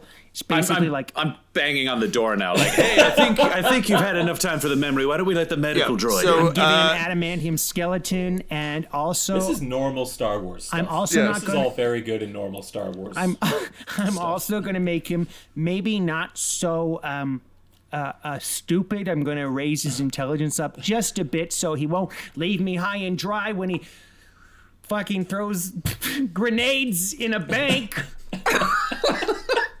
Okay, so here's what I'll give you from that laundry list of bullshit. Yeah.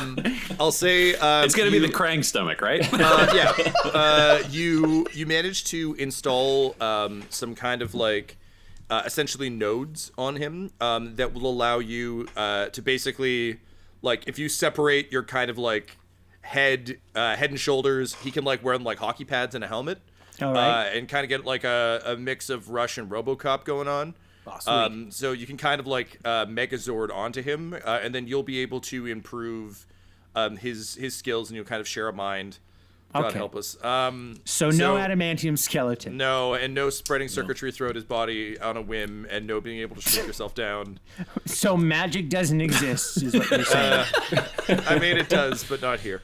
And then in terms of the intellect thing, I'm going to get you to roll me a mechanics check. Oh, boy. I got a 3. I got a 3 for mechanics. So you got 3 in mechanics. What do you have in intellect? 4? So that's 3 yellow, 1 green.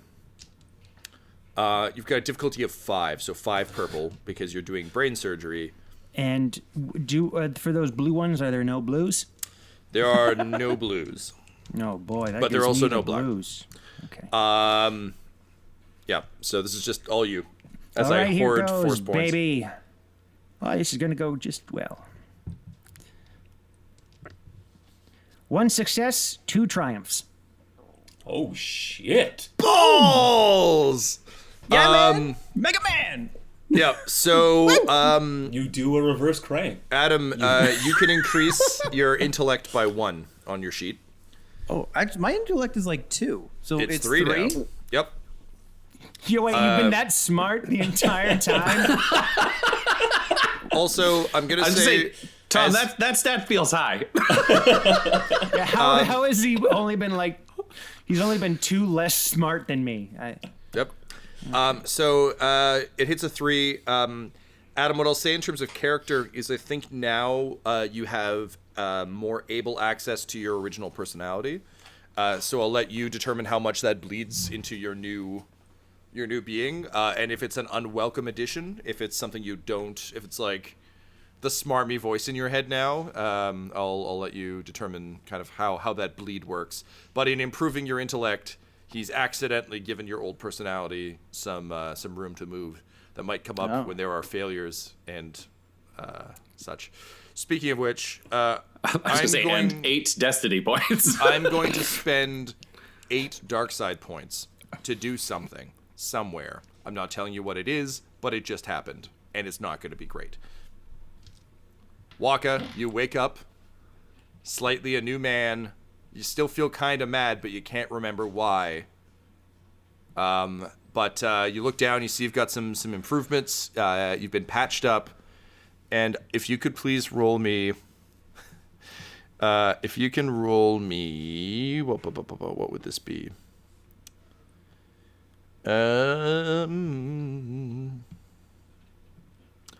Intelligence? Yeah, it's definitely an intelligence and something. Ooh, let's say 2 green, 1 yellow. Guy, what is your intellect is 4? Intellect 4, baby. Cool. So against 4 purple, please. Okay, 2 green, 1 yellow, 4. Wait, do I have destiny points now? Now that you spent You stuff? do. There are 8 available now. So what am I rolling exactly? What is this just how I recovered, or you remember you're mad. You remember that there was someone with arms maybe or legs maybe that you were Maybe mad 4 about, but arms, it's 6 arms. it's just maybe it's 6 so toes. blurry. It's like someone messed with your head. Arms. So this is to determine whether or not the memory erasure of Goro was successful. oh, okay. So what do I get? Like 1 blue for? For your Destiny, no, you can upgrade a green to a yellow. Oh, okay. So I will. Okay, so I'll do 1 green, 2 yellow, 4 purple. Yeah. It's free going to be washed because I've downloaded the wrong app apparently. Let's see. Come on, man! Is it just called the Wash app? It's just Was it like, What did you roll? 1 failure. That's funnier than Wash. You can't remember why you're mad, but you are pretty excited that now you can rush combine with your dad. So I'm like, heavens to Murgatroyd. I am now covered with all of these diodes. Ooh, why was I mad again? Oh well, I'm going to read a book. And with that, Septimus Fonzie goes off to read a book, and the rest of you prepare the ship for blastoff.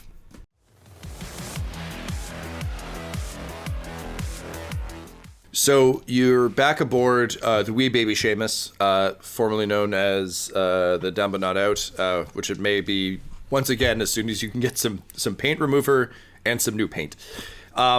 You've recently picked up a new crew member, the Chef Gungan Ramsey, a Zabrak who is raised amongst Gungans and is desperately trying to affect a British accent to hide his Gungan roots. Wakka was brutally injured last session, as you'll recall, though he doesn't anymore because of the change in his brain chemistry. But now is a slightly smarter Wakka and slightly more deadly, as he can now merge with N-Gage in times of great need. Vic, having won the tournament through a mixture of cheating and brute force, has obtained the deed to Rick's ship, which he is en route to explore. The rest of you are starting to prepare the wee baby Seamus for flight. I guess my question to you is there anything else you want to do on Fake Coruscant before you leave? Yeah. Can I do one thing real quick? Sure. I'm just going to open up the window. Mm-hmm. And I'm going to... Roll it down. I'm going to open up the window, and I can see that Goro guy through the window. He's out for a walk. Yeah. And I'm going to be like, this is for you, buddy. And I'm going to get my laser scope sniper, and I'm aiming it at his head, and I'm going to pick him off. Okay, roll a ranged attack, please. Okay. My ranged is 1.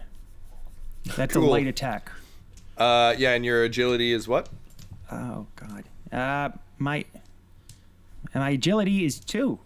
All right, so that's 1 yellow and 1 green. You're very far away because you're trying to snipe him. Also, you had to walk through the entire village to get to this place last time. So you're at long range, so that's going to be 5 purple. Hold on, one second. I lost the thing again. God damn it.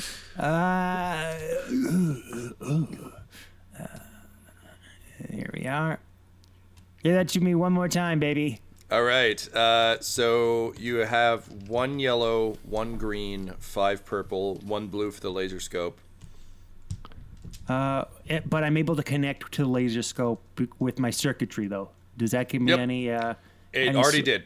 That's the blue. Ah! All right. Okay, here goes. This is for you, Wakka Wakka. Let it be out of your system forever. Fuck. 2 failures, 3 threats. Oh, shit! Oh, my God.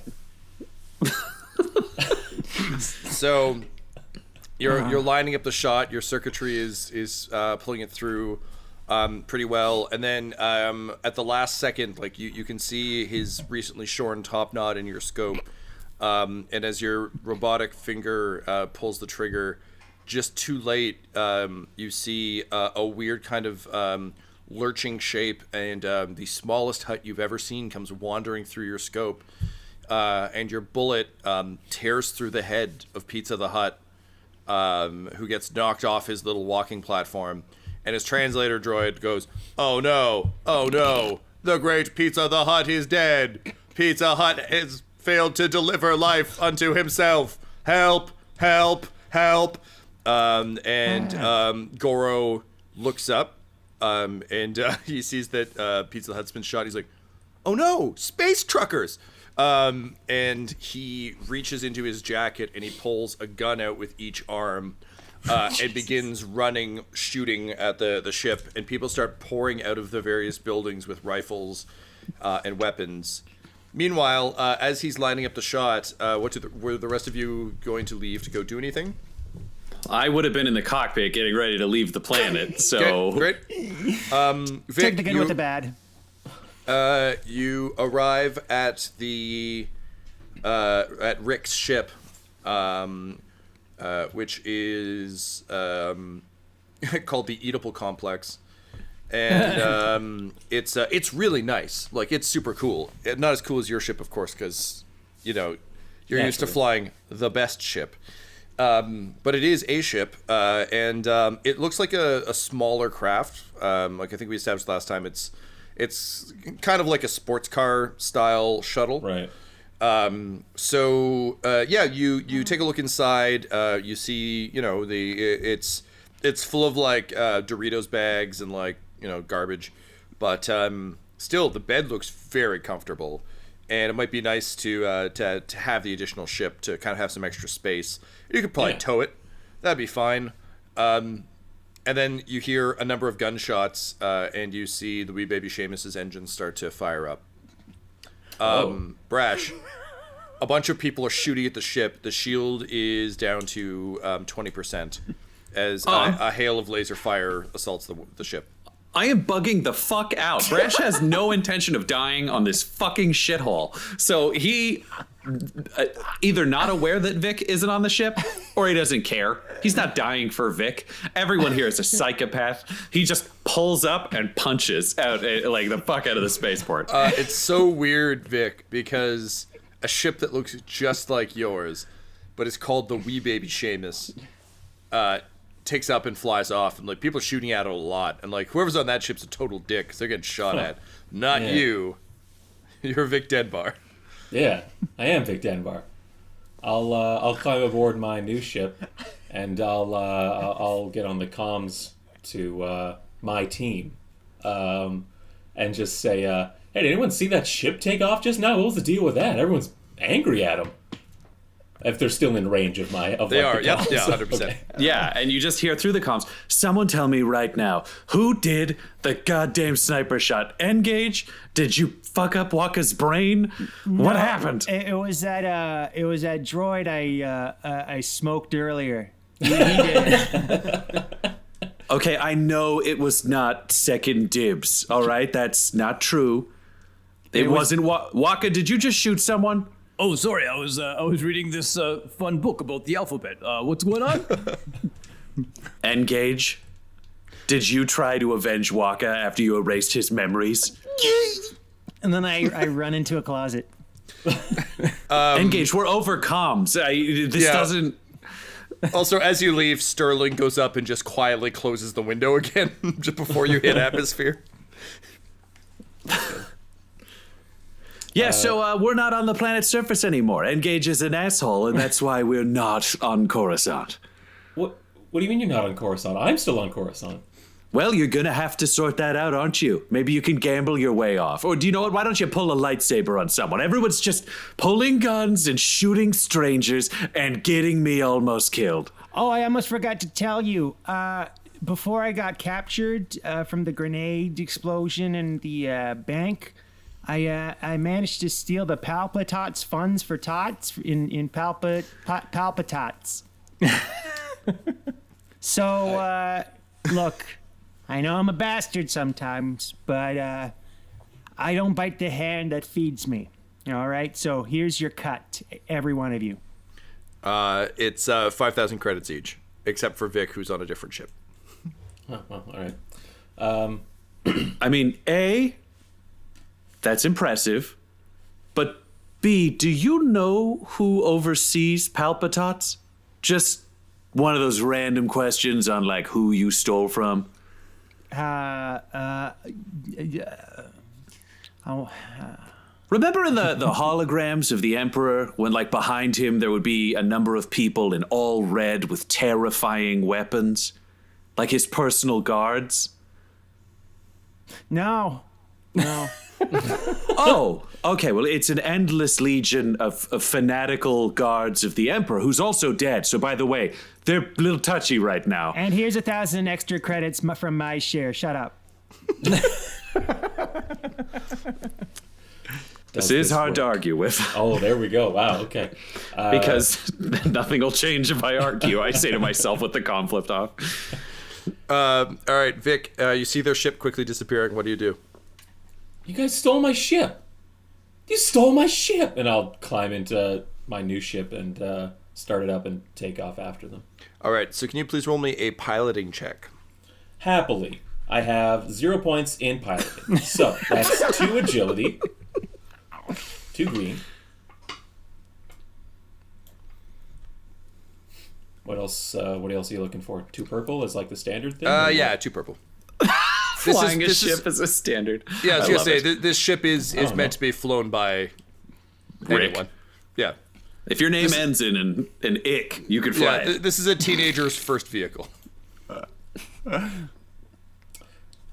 Nice. That's 2 failures.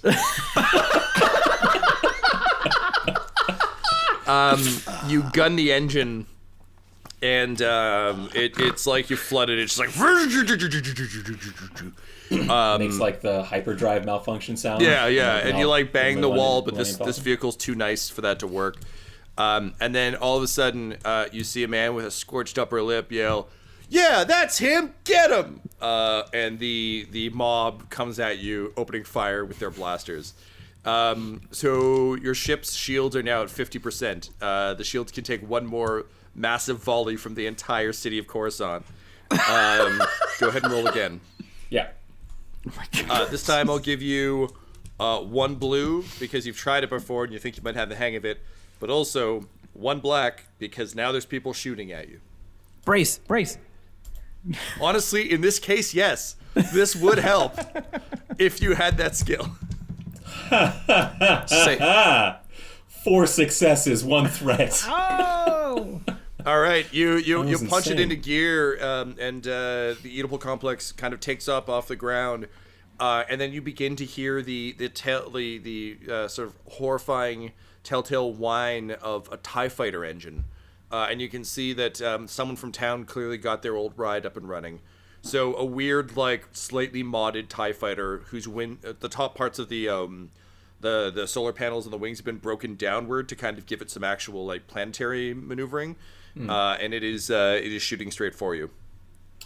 I like wave like, go around, go around. As I'm trying to like escape. All right. So with your successes, you manage to get up off the ground. The TIE fighter opens fire, and you realize it's not going to go around. It's just being very rude. That's not how you use a turn signal. So you floor it and are thrown back into your seat as the Oedipal complex takes off. Once you're sort of off planet, they cease their pursuit, and you see a number of the rent-a-cop ships, and you're hailed by one of them. Brash. He's like, Mr. Denbar, hi, it's me again. Did you get that rapscallion you were after? Yeah, they got it sorted out. This is Renegade's friend Brash. He's coming back in the other ship, gotta keep everything together. Wow, I can't believe you're friends with Renegade. He seems so untouchably cool. I don't know how you do that. It is an unforgettable experience that many people will remember for the rest of their lives, however long those are. Cool. Okay, well, thanks for employing me, I guess. Put in a good word for me with my supervisor. Bye! And the rent-a-cops drift past you in their ships. And you can see the TIE fighter kind of like come up towards the atmosphere and then just turn back around and go home. So having successfully evaded them, you are able to link back up. At this point, it's more of a let's fly together than a we'll just tow the ship. But Vic, you're able to kind of like sync your data to theirs and jump to the same spot. Where do you want to go? You've got N-Gage as well as the funds he stole back. You could go and deal with 2 cups, or you could take the money and run. Oh, Zadie for the space grenades. Oh, wow, we forgot the third option. Okay, friends, here are our 3 options. Prize. We can get a collection of 300 thermal detonators if we assassinate Agan Zadie, who is several sectors away. That is the full extent of what I know about Agan Zadie at this point, but we can look into it. We can go back to Two Cups and say, here's your money, and a ship as a bonus. Be our friend. Or we could run and sell the ship and just have a lot of money to buy a bigger ship. I'd love a Star Destroyer. I want something with so many guns on it that are under my control, it would be majestic. Thoughts? I think we should keep working with Two Cups to get into Agrippa's base and save my parents and possibly Wakka's daughter. We disproved the daughter. N-Gage. Sorry, go ahead, Wakka. Yes, please. Yes, thank you. And I've been like, there's a chalkboard, and I'm kind of writing like nonsensical like calculations on it. Yeah, that bump from 2 to 3. Yeah, majestic. it's just like Well, before he ate the chalk, now he's using it to write. I want to be clear. At this point, Wakka is smarter than Brash. Hey, look at all the math he's doing. He's a smart kid. Like I have the smarts, but it's like having an awesome car without the keys. You know what I mean? It's like so you know everything you know about nothing. Yeah, so it's like I would like I'm writing these like calculations, take a bite of the chalk, I'm writing some more. Like I'm just kind of like a carrot. I'm just like, now to further your point, we need to save your parents. I say that with my no longer secret plan, we should go and get the grenades so that we can save your parents. And then I underline some gibberish. Better. I thought Two Cups was going to make it better. I thought that's the whole reason we went to the Black Suns. Oh, Vic, you don't actually know this because this was back when we were forming the Quad Dad plan. But outside, Wakka wants to use all of the detonators to blow up Agrippa. So maybe Two Cups could get us access, and Wakka's theory is mass explosives will save your family. Yeah, I have concerns too, just results-based. It's a risk, but I don't see any other choice. Hey, sorry, what are we doing? We're gonna blow up my parents. We need you to use the holonet to find someone named Agan Zadie, who is within a few sectors distance of here. We need to assassinate them. Oh, gosh, okay. Oh, let me just boot up into the old cloud there. Go ahead and roll me a computer check, please. All right. This will be 2 purple. Okay, so my computer is 1. Mm-hmm. And your intellect is 4, so that's 1 yellow, 3 green. Mm-hmm. And then I think it said 2 purple. Is that correct? Yep. It's an Imperial record, but the Empire is in complete chaos right now, so I feel like you know your shit. I'm going to give you 1 blue for the team of hackers who's on board the ship who can help you. My nerd squad. Your nerd, yeah, exactly. All right. Yep. Okay, guys, here goes. 2 successes, 3 advantages, 1 triumph. Wow. Oh, wow. You did it. Okay. It turns out Gungan Ramsey has been Agan Zadie all along. I also have everybody's social insurance numbers. Yeah, you're going to help them all win a free cruise. They just need to give you their social insurance numbers. Okay, cool. So yeah, you find that Agan Zadie is stationed on a nearby icy world called Dingo. Dingo. So it's a small outpost. It's kind of a shit detail for stormtroopers, but there's sort of a number of resources required for kind of the mass production of Imperial food that are found on Dingo. So it's a very hostile environment. It's a very hostile climate. There seemed to be kind of like a city, one city on Dingo that the stormtroopers would be stationed at, but they frequently do patrols out to some of the processing facilities, as well as dealing with some of the local creatures on the planet. So you're able to find kind of exactly where they are with that amount of triumphs. Like you're pretty well set. You know Zadie's house number.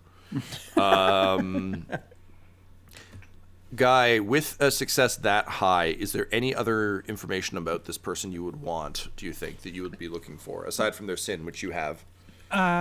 So I have their sin. I can steal their identity on a whim. I want to know, any of their security systems that they have at their compound, lodge, whatever it is. All of that. So maybe I get to, I don't know, be the voice of their security personnel should a problem arise. Okay, yeah, I dig that. All right, so you get their security codes and their security clearance. Their computer is password locked by like Stormtrooper for life. So you've got access. But yeah, I'll say if you try and hack their security systems, you'll be doing it at a massive advantage. Great.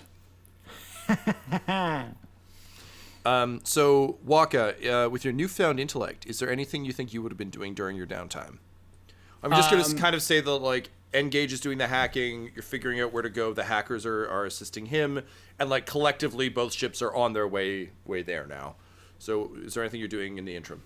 I'm doing these like calculations, but I think that like I don't remember Goro, but subliminally, like in like the back of my head, like he's still there. I just don't know it. So like in my calculations and my gibberish, if you like kind of like look at all the stuff, there's like this like remember to kill Goro, but it's like it's kind of just like spelled out, all spaced out all over the place, but I don't see it. I'm just like okay, and I'm just like doing all this stuff. I also kind of have these like little like twitches where the Serpentos kind of takes over quickly, and he's just like so it's kind of like this like back and forth, like it would be like I don't even know who's in charge anymore.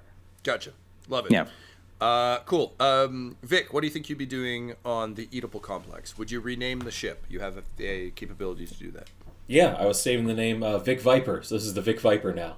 Great. Which is stolen from another franchise. Just following the trend of this. Is that specific... Cowboy Bebop? No, it's the name from. Oh man, maybe you can help me, Guy. It's like a Konami game. It's like a bullet hell like shoot 'em up, and the little ship is called the Vic Viper. I can't remember. Gradia? It's Galaga. Gradius? Anyway, it might be Gradius. It might be Gradius. Might be Makes Gradius. sense. Okay, Wicked. So having stolen another franchise title that is spelt differently enough that we can't be sued by late 80s, early 90s Konami. What else would you be doing? I clean up the ship, which is basically take all the trash that's in like the cockpit and just kind of like shove it out into like it's basically what, like a cargo area and a cockpit, and that's about it. Yeah. Think like a Star Trek shuttle. So there's a pilot seat. There's kind of a room that's used for cargo. So and just all the trash that I can man into that room, seal the cockpit, and just open the cargo doors. This is my way of cleaning the ship. Just vent it into space. Just doing one barrel roll so that everything just kind of like cascades out, and then I just close it and be like, that's how that's how the Dunbar Nebula was born. Okay, Wicked. So yeah, the ship is looking shiny. The Vic Viper, Brash on the cockpit, a new designation blinks on that says Vic Viper. Cool. And then I'm just gonna like rewrite over my own thing because I can like nickname other ships for my sensors, and it just says Idiot Box. All right, very good. Is there anything else you would have done over this time? How long is this time, Tom? It probably takes about a day to travel. Okay, cool. Yeah, because I think Brash would have swung by the medical room and seen Wakka eating chalk with a bunch of nodes and somehow smarter and more dangerous. And then he would go back to the pilot's room and he would have a breakdown because everyone is insane that he deals with. Just all of them. N-Gage is like a weird sociopathic mad scientist murderer, and Wakka will only kill anyone he wants to talk to at any point. And Vic is so stupid he's not even good at space poker, his one job, and he can't control any of them. So I think he is going to reach over and take out the box from under the seat, and he's going to go lock himself. Who came crawling back? You're not wrong, but I really need to not die.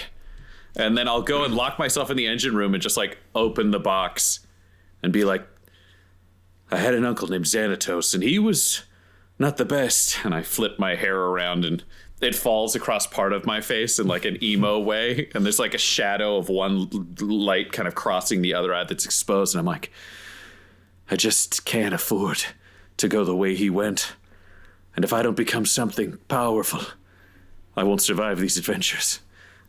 And have you ever heard the tale of Darth Plagueis the Wise? It's pretty cool. We could go to an opera and I could tell you about it. Okay, I thought I had to pick you up, but sure, tell me about the opera, and then I'll sit down and look at it. Here's the deal. I'll give you the TLDR. You want to live. You want to face down death itself and laugh.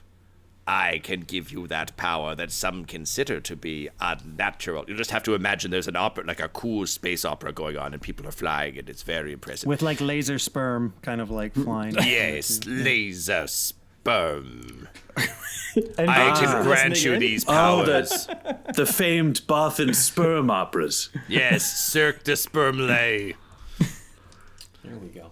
Pick me up, and you will become more powerful than you can possibly imagine. Also, I'm very tired of this box. And imagining like dark opera music playing around him as he looks down and his hand reaches out and then he does pick up the lightsaber.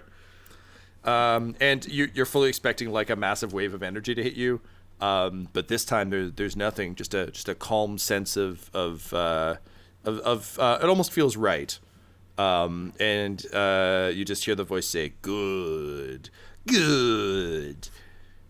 This is as far as I had planned, so put me on your belt for a time. Okay, but here's my only concern, and it's just he's already shifted to having like pretty realistic conversations with the lightsaber out the gate. He's just bought in now, so he's kind of dealing with it like he did his uncle, which also kind of means the lightsaber is in charge. So here's the thing, though. Like, I'm not supposed to have taken you out of the box, and technically, it's supposed to be like a co-ownership thing. So if they see me carrying you around, they are stronger than me, and I will lose the fight. Then let me teach you the first lesson of the Sith. Take me off of your belt. Okay, and I take him off, and I like hold him in front of me with both hands. Put me in your pocket. Okay, and I do. Ta-da! And looking down, sure enough, you just look like someone carrying something in your pocket. It's like, what they don't know can hurt them. Emperor Abraxes. Oh, you and I are going to get along very well. And I take out my data slab and I write, first rule of the Sith. Always have pockets. And then I laugh. I go back out to fly the ship. There's lint in here.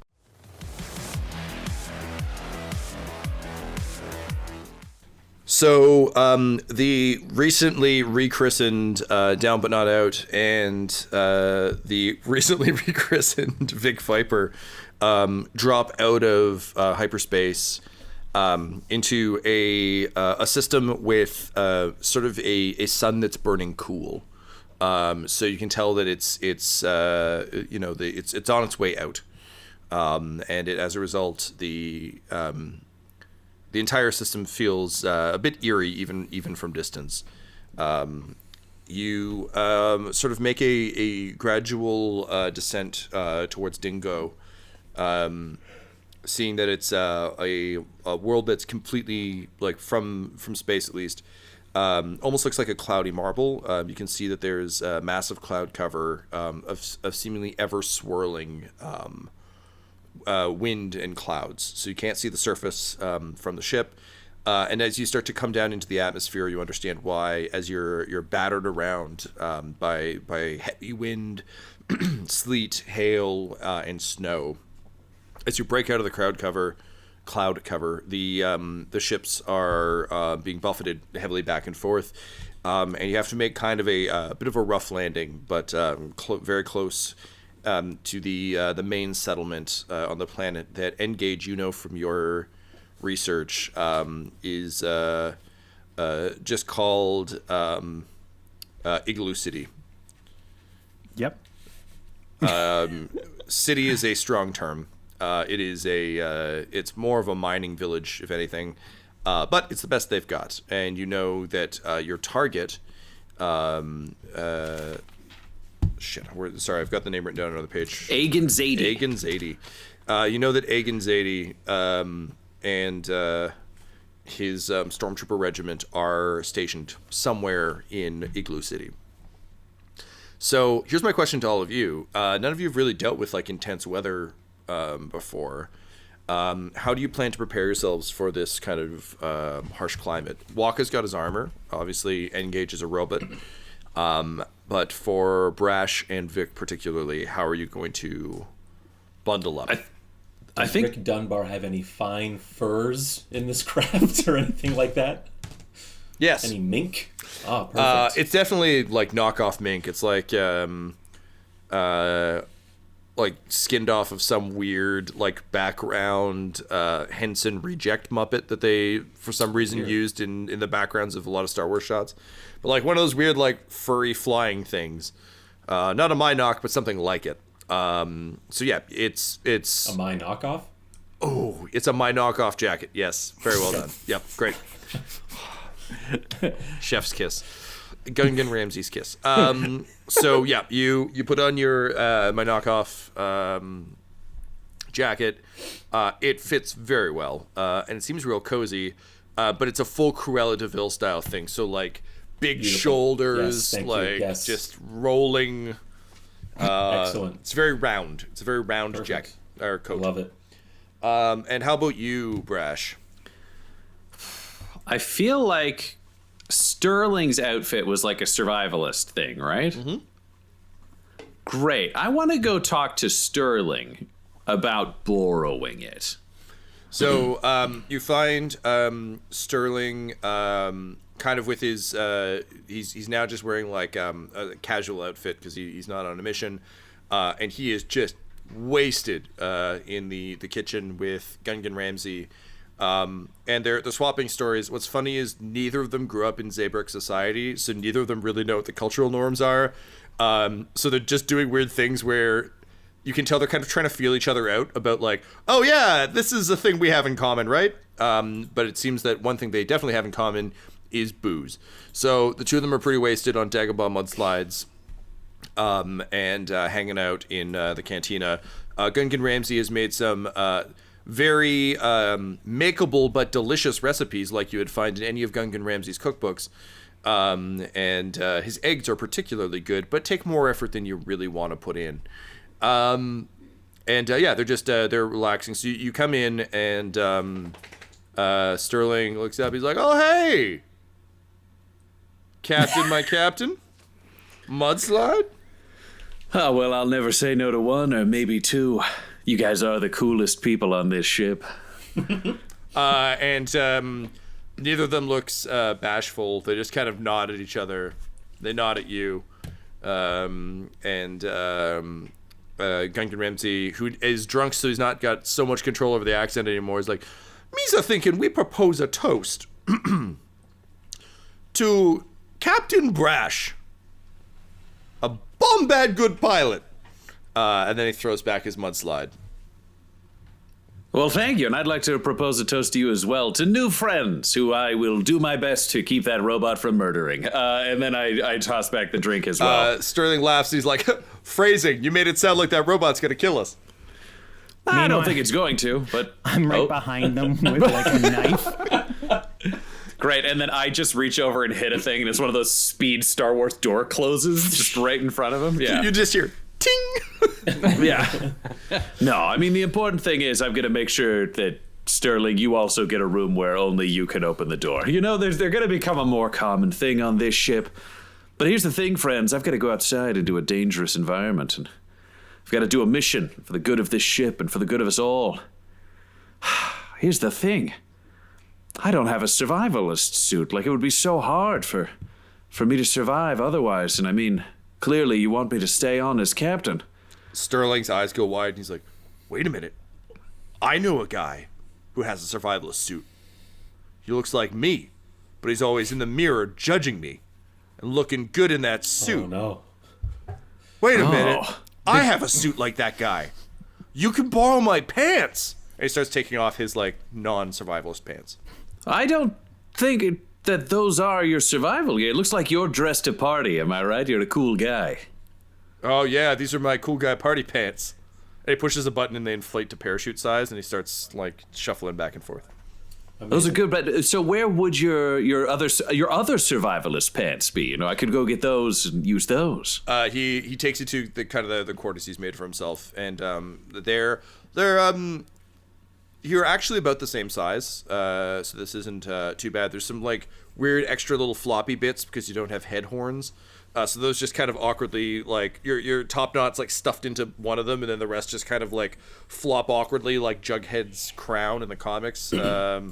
But otherwise, you are Sam Fishered up for outside. Excellent, thank you, my friend. I'll owe you a favor with this one. We'll sort it out at some future junction. Favors are for the weak. I'm not going to owe you a favor. I will give you 1,000 credits, and then I just do because they're in my data slab.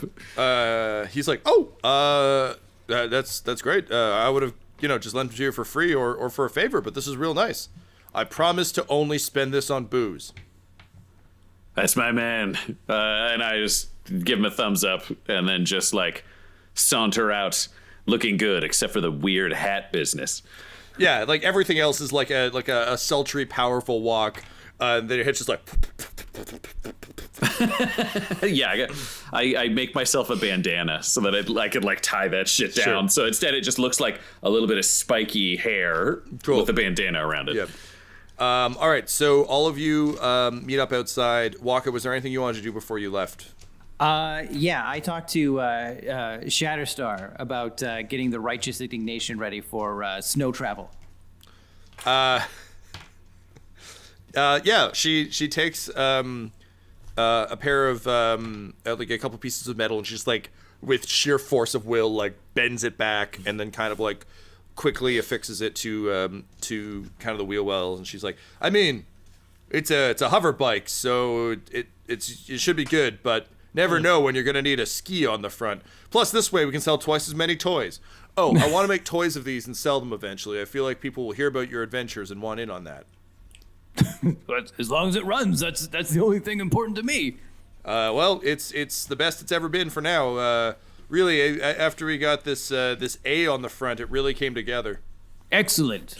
Now, how is the fork gun working? She's like, I thought you'd never ask. Very well. I will warn you, it kicks like a motherfucker, so you'll have to brace to use it. Really? Yep. So you might need to learn how to do that or talk to someone, but like, yeah, just be prepared. Have you tried it out yet? No, we've been on the ship. I thought it would be prudent not to blow a hole in the wall. You haven't seen that chef around, have you? Wait, we have a chef? Oh, yes, he's quite good. Here, let me get on the comm link and call him. Chef, can you come to the garage, please? So Gingan Ramsey and Sterling stumble into the ship's hold. Oh, there's two of you. Excellent. I have a fun game I'd like to play with the two of you. Stand against that wall over there. They both look at you, look at the gun, and Sterling's like, buddy, I think we need to go, like, right now. And I press the button that's like with those, the door can slam down. And they're like, look, we don't want any trouble. I'm not asking for trouble. I'm asking you to stand against that wall. And I've overheard this on the comms because they were using them to kind of stumble into the room. And I'm like, Wakka, if you shoot either of them, I am going to dump Kano's body into space, and there will be no more dad plan. Wakka? Oh, I see. The initiative I'm part of. I am Serpentos Ultra Magnus, and you shall address me as such. And then I turn off the radio. I like punch it and smash it so he can't Sterling reaches for his guns and realizes he has none, and Shatterstar, honestly, weirdly defensively, like steps in front of the bike and she's like, "This is Wakka Wakka Fonzie's bike. You shall not have it." And then that, like she said, Wakka Wakka, I'm kind of like, and then I kind of snap back into it, like, "Ooh, oh yeah, hey, those toys should make for a lot of fun sales." Serpentos? Oh no, that's what I used to be called. No, no, you could just call me Wakka. That's fine. Wakka, I've got an awkward question for you, but I feel like we've really bonded over the times you threatened to kill me and rebuild this bike. Were you going to try and shoot the chef just to see if your gun works? We have a chef? That's what I wanted to know. Okay, I don't mean to alarm you, but someone saying their name was Serpentos was talking out of your body and threatening to kill the chef. Oh, well, I mean, I don't really remember that. Look, I got this person I gotta assassinate, so I better just head out. You mind bring the bike outside? Not at all. She pushes a button and the door opens real fast, and then she wheels she kind of like sleds the bike out. And she's like, "Okay, good luck, sirs." Sure, yeah, okay. And then I walk out, and then I kind of twitch, and then I look at the chef. It's like, "You're cooked." And then I kind of snap back, and then I walk out. See you later. Oh no, Misa got a bad feeling about this one. And then the two of them head back to drink more. N-Gage, what do you do? Any preparations before you head out? All I got was I got my little. I have a little scarf. That's it doesn't really do anything, but I always wear it when I'm in cold regions.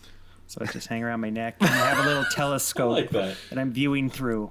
What color's your tiny scarf? It's a red knit scarf. So it's like the one Scrooge gets at the end of the Muppet Christmas Carol for giving to the poor?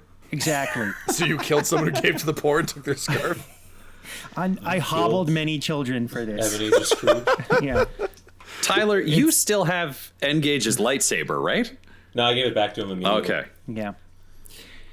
Okay, well, folks, I'm outside. I think I have the right coordinates there. Is everybody ready? Yep. Oh, Absolutely. And I stride out, looking like a badass, and I'm like, "It's time for us to get this done."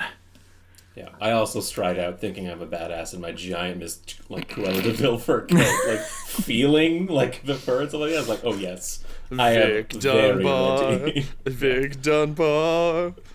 If he doesn't impress you, no Vic Denbar will.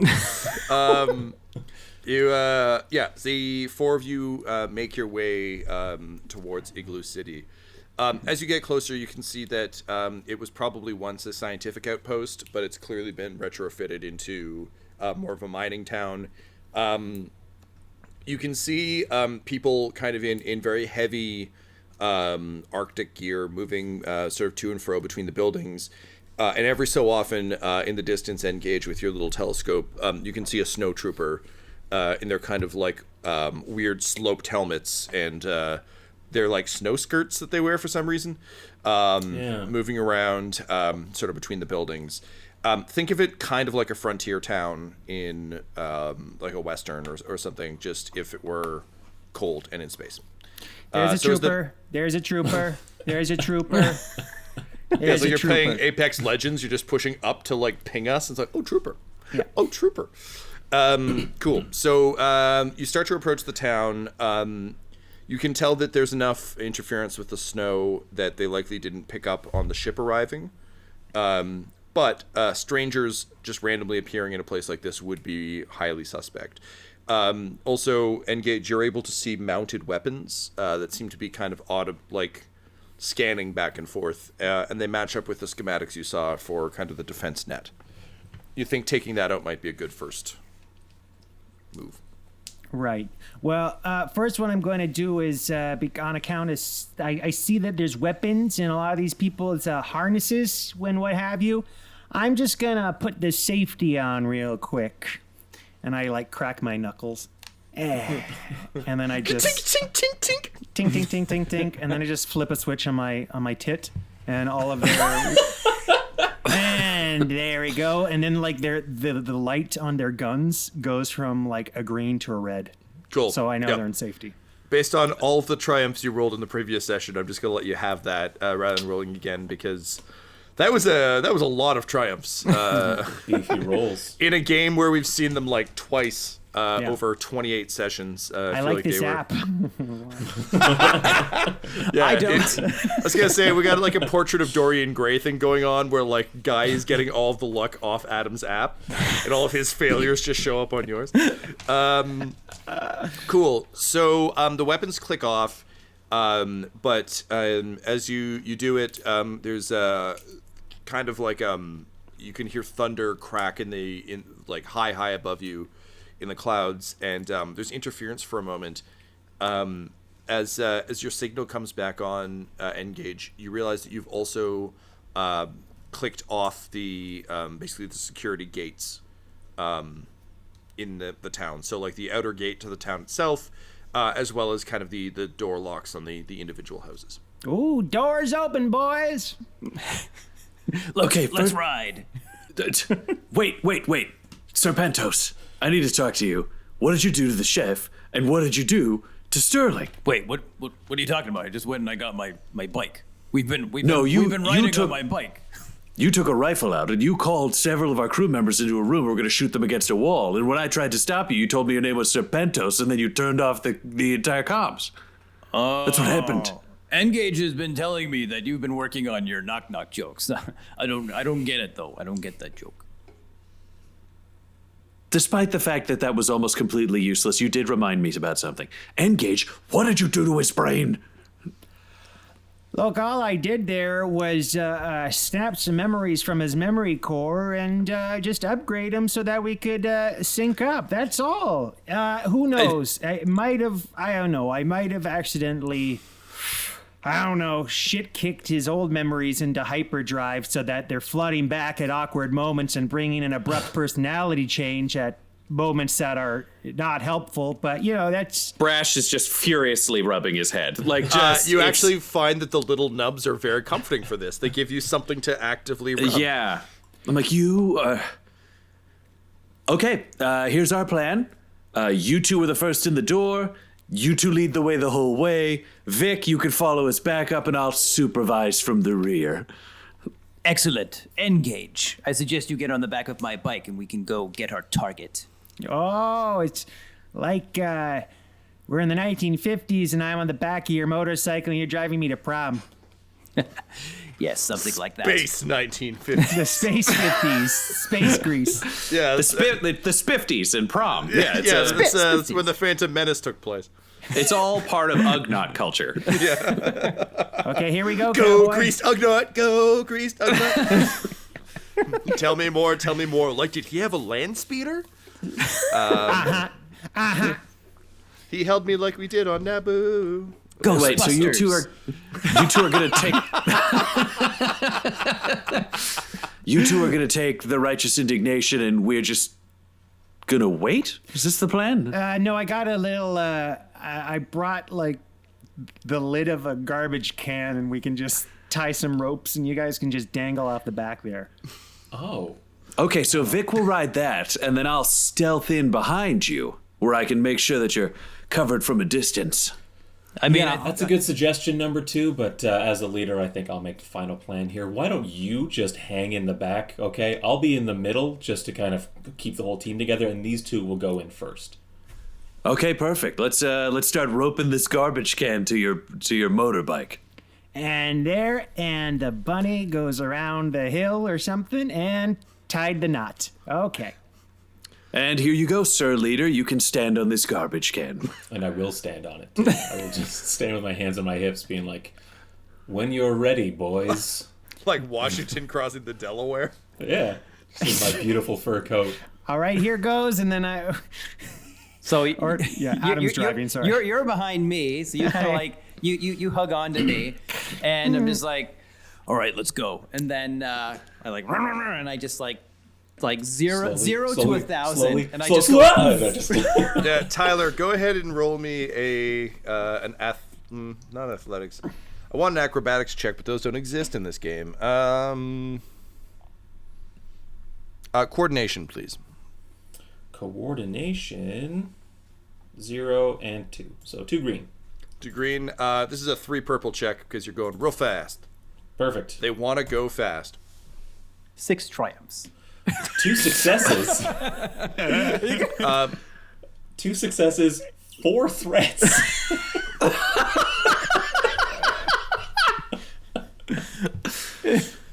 Okay, so they gun the engine, and you yell slow, slow, slow, slow, slow, but no one hears you. The vehicle, the Righteous Indignation, shoots forward.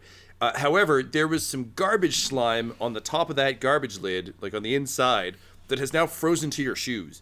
So the good news is you are stuck to this lid enough that you can continue to zap Brannigan on it as they drag you behind. The bad news is you're stuck to this lid and you can no longer control kind of where you are or what you're doing. And as the Righteous Indignation pulls closer to Igloo City, you can see stormtroopers pointing, and you think you hear one of them yell, "He must be their leader!" And, I am! And they raise their weapons to fire. And when you Ryan. pan back, you just see Brash videotaping this on his data slab as it like pulls away for those lonely nights for himself, just to remember that he's not the worst member of this group. You hear Ryan, the lightsaber kicks in at this point and is like, "It would seem that your Sith apprentice Vic Denbar is in danger." Okay, he's not my apprentice. I want two there must be. Yoda?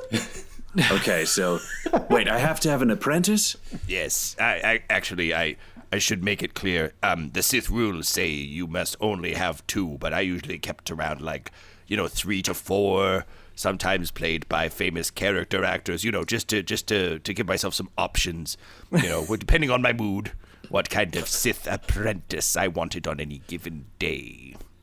Okay, so what you're saying is I need to have one apprentice publicly and then other more secret apprentices to the side. Yeah, you'll probably find, like I did, that you get a guy who looks really cool but he can't really talk. And then he gets cut in half. So it's nice to have an old man who talks really well but doesn't fight so good, just for balance. Pick one to be your Sith apprentice, and then pick some others who'd be good potential apprentices if that one dies, or if you kill them dramatically. Okay, so then according to those rules, and I strike a pose and I'm like, I'd like to see Vic get cut in half, so he will be my apprentice. And Good. And the leader of the hackers on my ship is a terrible fighter I had to rescue, but he makes a lot of sense, so there's number 2. Now, am I your apprentice? I'm still really not sure of this relationship. Well, it's a little bit complicated, given that I am a hunted weapon of the Sith, and you are a living weapon of the Sith. Let's just say we're partners for now, but I am the first amongst equals. And you're saying Sith, not Smith, right? Because I know a lot of Smiths who work with metal, but you're different? I thought it was Smith when we started. With darkness. Also metal occasionally when the needs. I had a cool droid army this one time. They were not very smart, but they looked cool, and that was kind of my thing at first, but then I got all forced to figure it, so anyway, so let's just say, I'm going to guide you down the path to darkness, etc., until you can come find my super cool clone body, if that worked out, and if not, then, maybe I just live in your head, and we rule the galaxy as lightsaber and son. You're kind of my son in this instance. It's not real, but, Do you know what? The number of people drawing weird familial relationships with me in the last 48 hours has been staggering. Okay. I work with you. Just to be clear, I'm going to be powerful and not die, right? Because Yes. More powerful than you could possibly imagine. Or your apprentice will kill you. It's honestly, it's like a 50-50 deal. Oh, if that's... I'm definitely going with Vic. I am so confident in Vic as my apprentice who will die and not kill me. Okay, I am good. never... Let's make a rule right now, though. Wakka Serpentos or N-Gage, never an apprentice. If they touch you, you should kill them. Okay, I will do that. I can't turn the lightsaber on, but I will think it. Great. Okay. I'm thinking I can sneak after them and then not help very much. That's sort of my plan, is just to not die, but be close enough they can't get mad at me. That is Thoughts? good. You should be a menace who lurks in the shadows like a phantom. A shadow menace. All right, I'll become the ghost threat. And then I just like run my hands on the snow and pull it up over my outfit so it's slightly more snowy, and then I start slinking after them. Meanwhile, back on the Down But Not Out, Gungan Ramsey and Sterling are sharing yet another drink. And at this time, they're just into the chips. Like, any semblance of cooking is gone. And Sterling's like, oh, tits. I should have told him about the invisibility button on that suit. Oh, well, I'm sure he'll figure it out. We smash cut back to you just like running with snow dripping off your suit. You sprint off after them. Him stealthing ends up looking like, I can't remember his name. It was like the Broadway dancer who did all the like slinky movements, did like cabaret and shit. It's that. Cool. So you cabaret your way after them. So the righteous indignation, Igloo City will never forget the day the righteous indignation pulled into town. A unit of stormtroopers pull up their weapons to open fire. They all rapidly, fast click their triggers, but unfortunately the safety is on all of their guns. So you burst through the now unlocked gate into the town, and the indignation's got fire shooting out of the sides. Wakka, this feels great to be back on the helm of this thing. It's been a while. You see N-Gage, you quickly track the ID numbers on these troopers and know that Egan Zadie is not amongst them. So you tap Wakka on the shoulder, and Wakka, that fork gun has been installed on this bike, and it's just raring to be used. What do you do? I had installed a little just constant kill button, and so I flick it, and it's just like just nonstop. It's almost just like a constant ray of death. Sure. Just shooting out front. So go ahead and roll me a ranged light, please, and add and that'll be an agility check. Agility, okay. So my agility is 2, and ranged. Sorry, where do I? Oh, ranged light. I think it's a 0, but there's 2 under ranged heavy. Okay, I'll give it to you for ranged heavy. I meant to give it to you as the weapon you'd be firing. It would be dumb of me to be like, here's a light weapon. So yeah, go ahead with your heavy. One. That's a shame. Game over. The user wins. Then you blow up and shoot yourself. That's it. Yeah, okay. yeah. All right, so my agility's 2, my range is 2. That's 2 yellow. Yes, that's correct. Okay. Can I use a destiny point? Because Yep. Yeah. Yeah. I use a destiny point, and I turn on the radio, and the cantina music plays, but it's like this really hardcore metal, dun, dun, dun, dun, dun, dun, as it's just like nonstop firing. And I brace. What's it like? What happens? Well, I did tell you bracing would help this time, and it does. There's a tremendous amount of snow in your way. They've got pretty good, they're in cover. So between the snow and the cover, they would have had 2 black. Because you brace, you get to drop 1 of them. So that's 1 black. I'm going to say 4 purple just because of how difficult this shot is. But I will give you a blue for the auto fire. Sweet. All right, 2 yellow, 4 purple, 1 blue, 1 black. Yeah. And please. Yeah, man. 2 successes. Sick. Nice. The app works. Yeah. Uh-oh, Guy, your dice rolls are going to be so bad now. Who's the end of Dorian now? Who's a painting now, Guy? You're the painting now, dog. So you rip up these stormtroopers, you blast them apart. It's the classic Mandalorian puff of ash, just full on Buffy vampire murders. So yeah, you just light up a bunch of them, except for one who manages to survive and then gets impaled on the fork and then dragged under the bike. Vic, you fully expected to be shot to death, but none of them managed to get a shot off. Because I'm such a capable leader. Yes, totally. Unfortunately, the body clogs up the righteous indignation and it skids to a halt. So you'll have to proceed on foot. N-Gage, your sensors pick up some shouting from a distance, as well as blaster fire. According to your scans, Egan Zadie's ID number is showing up coming from that direction. There seems to be a hell of a commotion going right over there. And what's this? I think our boys in that direction too. Ski Perfect. feet on. And then I tap my feet and the little skis pop out. And like, hey, Inspector Gadget? hey, Wakka, you want to merge, baby? You read my mind. And then we kind of like do like Sailor Moon? Kind of like, Sailor Moon, like we our clothes come off and we glow, and then we just like, we can, and then we combine. Yeah, so he N-Gage, you're basically like a cool suit of armor over top of like his chest and shoulders. Your legs hang limp off the back with the skis that do not apply to this transformation. So now you have a weird dumb ski cape.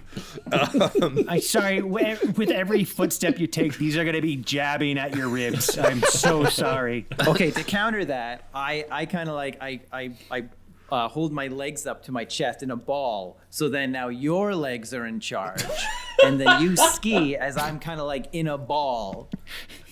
You just Bjorned yourself inside N-Gage? Yeah, so it's like he was kranging me, but then I kranged him. It's a reverse Krang. Yeah, we can reverse the reverse Krang. Yeah, and I got you in like a full Nelson, so let's just call this a Krang T Nelson. Okay, so now Krang T Nelson, activate.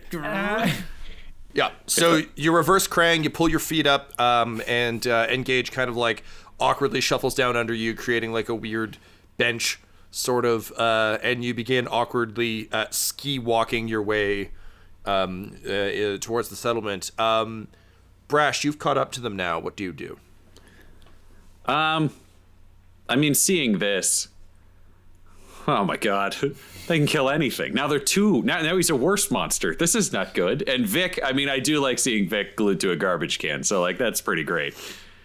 And I'm imagining, this is what he'd do.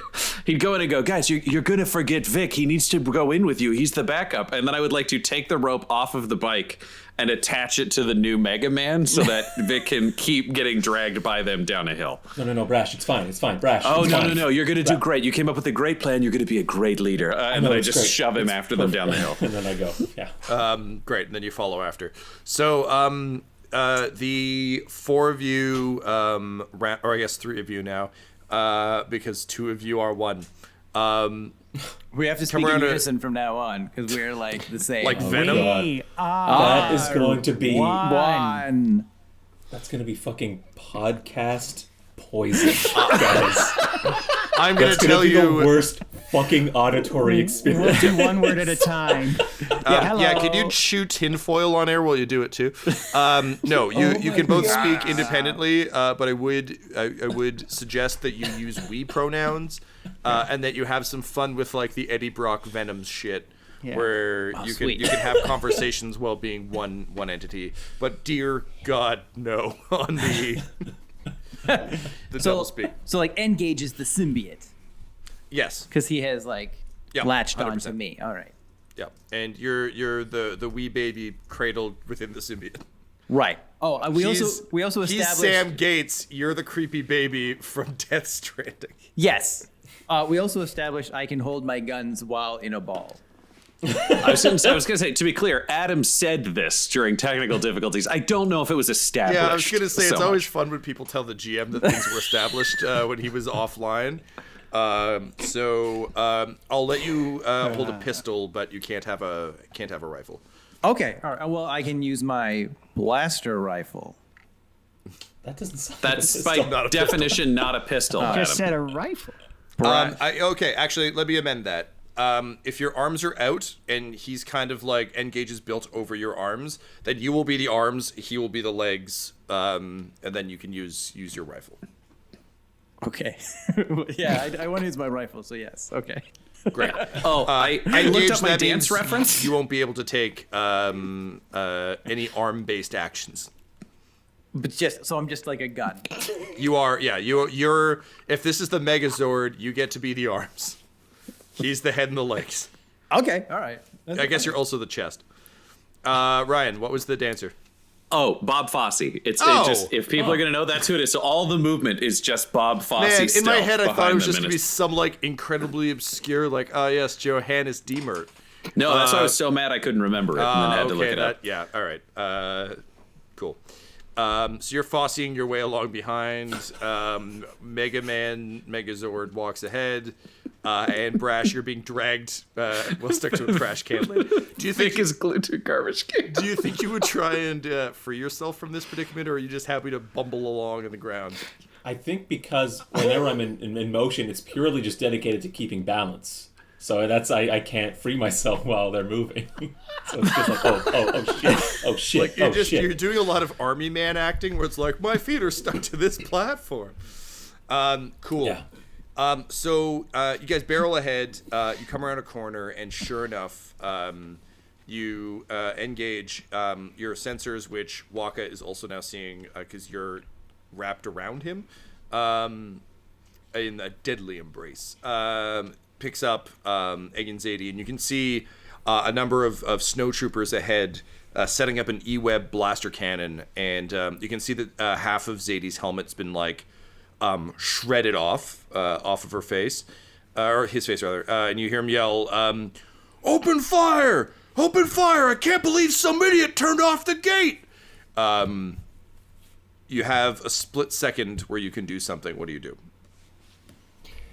All right, we seem to be in a very precarious position here, and oh boy. For the record, they're not aiming at you. They're aiming at something around the corner that you can't quite see. Oh, great. Let's put our heads together, pal. What do you want to do? That's not good. Okay, so I'm in a ball, and your legs are skis. His legs are skis, your arms are your arms, but wearing him like cool armor, and you have your rifle. Okay, well we can like transform again, right? We're like triple changers. We can do whatever the heck we want. You know what? I think what we can do. I remember Tom saying that. Yeah, I remember Tom said when he did this, he was like, "You can transform whenever you want, moment to moment, to have the most convenient powers." Fluid. How about this? Remember when he said it wasn't magic, but he meant except for you guys. Oh. It's technology. It's not magic. We were like, he's already a robot. See, that's why Tom's agreed to this. We want to do something that's very epic and looks very cool. So I figure using the momentum that we've been building up, and seeing as how the troopers are, blinded, what with the snow squall, the lasers, the commotion, everything, I say. I plank into the snow so that I can propel us up high, and we shoot over top, and we can land right behind them, and then it's neck-breaking city. Yeah. Okay. So you turn into like a springing like platform because that's like another like Rush the dog ability from Mega Man. Yeah. This is go N-Gage legs essentially. Well, basically, as using the momentum, I stick my I instead of French fries, I pizza slice. So the skis get stuck, and then we fling ourselves over. It's rush. So you can launch yourself off your skis. Yeah. Okay. Yeah. Roll me. I'll take a. Wait. Do you get to combine ours? Yeah. Wait. I have. How do the scores work, Tom? Hold on. Okay. So that's we're launched in the air, right? And and so right. I remembered those 4 space grenades that I got on fake Coruscant, and I brought them with me. So as we're like, we go over the crowd of people, and we kind of like, you know how like Batman can kind of like put all the batarangs in his hands, and then like kind of like just shoot them out. So I like, as we're over them, like drop the grenades to take out everybody around Agen Zadie, and then we'll drop behind him, and then N-Gage will use the lightsabers, and they'll come out of his head like a helicopter. And then it'll be like, as we're falling, it'll like just like spin super fast, and then we'll land on him, and he'll just like turn into cubes of meat. That's all it is, baby. Yeah. That's all there is to it. Tom, I got a gentle pitch from the side here. Okay, what if Adam's the new GM and you just play Gungan Ramsey? I think we got a system here. Here's what I'll give you, Adam. I think to keep the triple changing in somewhat in line, N-Gage, I'll let you launch like you pizza, you stick your skis in, and then basically you just like contort your body to just like pop him out, so he can fly up and over like a fastball special, but you can't go with him. Copy that. Cool. I have a question. Yeah. Which one of them am I tethered to? You're tethered to N-Gage, so you slam into the back of him and fall over. The coat, honestly, kind of buffers it. It's very thick. So Wakka, you're launched into the air, and you've got your Batman Batarang grenades ready to go. I'm gonna need an athletics check for you to toss these motherfuckers in the perfect arc you desire. Athletics check. So that's athletics and brawn. Athletics is 1, brawn is 2. Cool. So that is 1 green and 1 yellow. I'm going to give you 3 purple. Okay. I will use a destiny point. Sure. Because as we launch out, it makes a cool like the Transformer sound, like, and then like Dare from Transformers the movie, the song. It's like Dare to believe you can, and then like that starts playing as I like as I drop the bombs on Stan them. Bush. And Stan Bush, and I scream that. I go Stan Bush, and I and I drop the. All right, go ahead. Roll your check. You can take the one. Your green becomes a yellow. So 2 yellow, 3 purple. I'll give you 1 blue for referencing the greatest movie soundtrack of all time. Yes. Yeah. All right. I'll save you guys. Because you've got the touch and you've got the power. You got the touch. This explains a lot about Adam's like tabletop RPG playstyle. It's like you can win if you dare, which is basically just all you've been doing up to this point. Yeah. Daring to believe. All right. 1 green, 2 yellow, 3 purple, 1 blue. Go.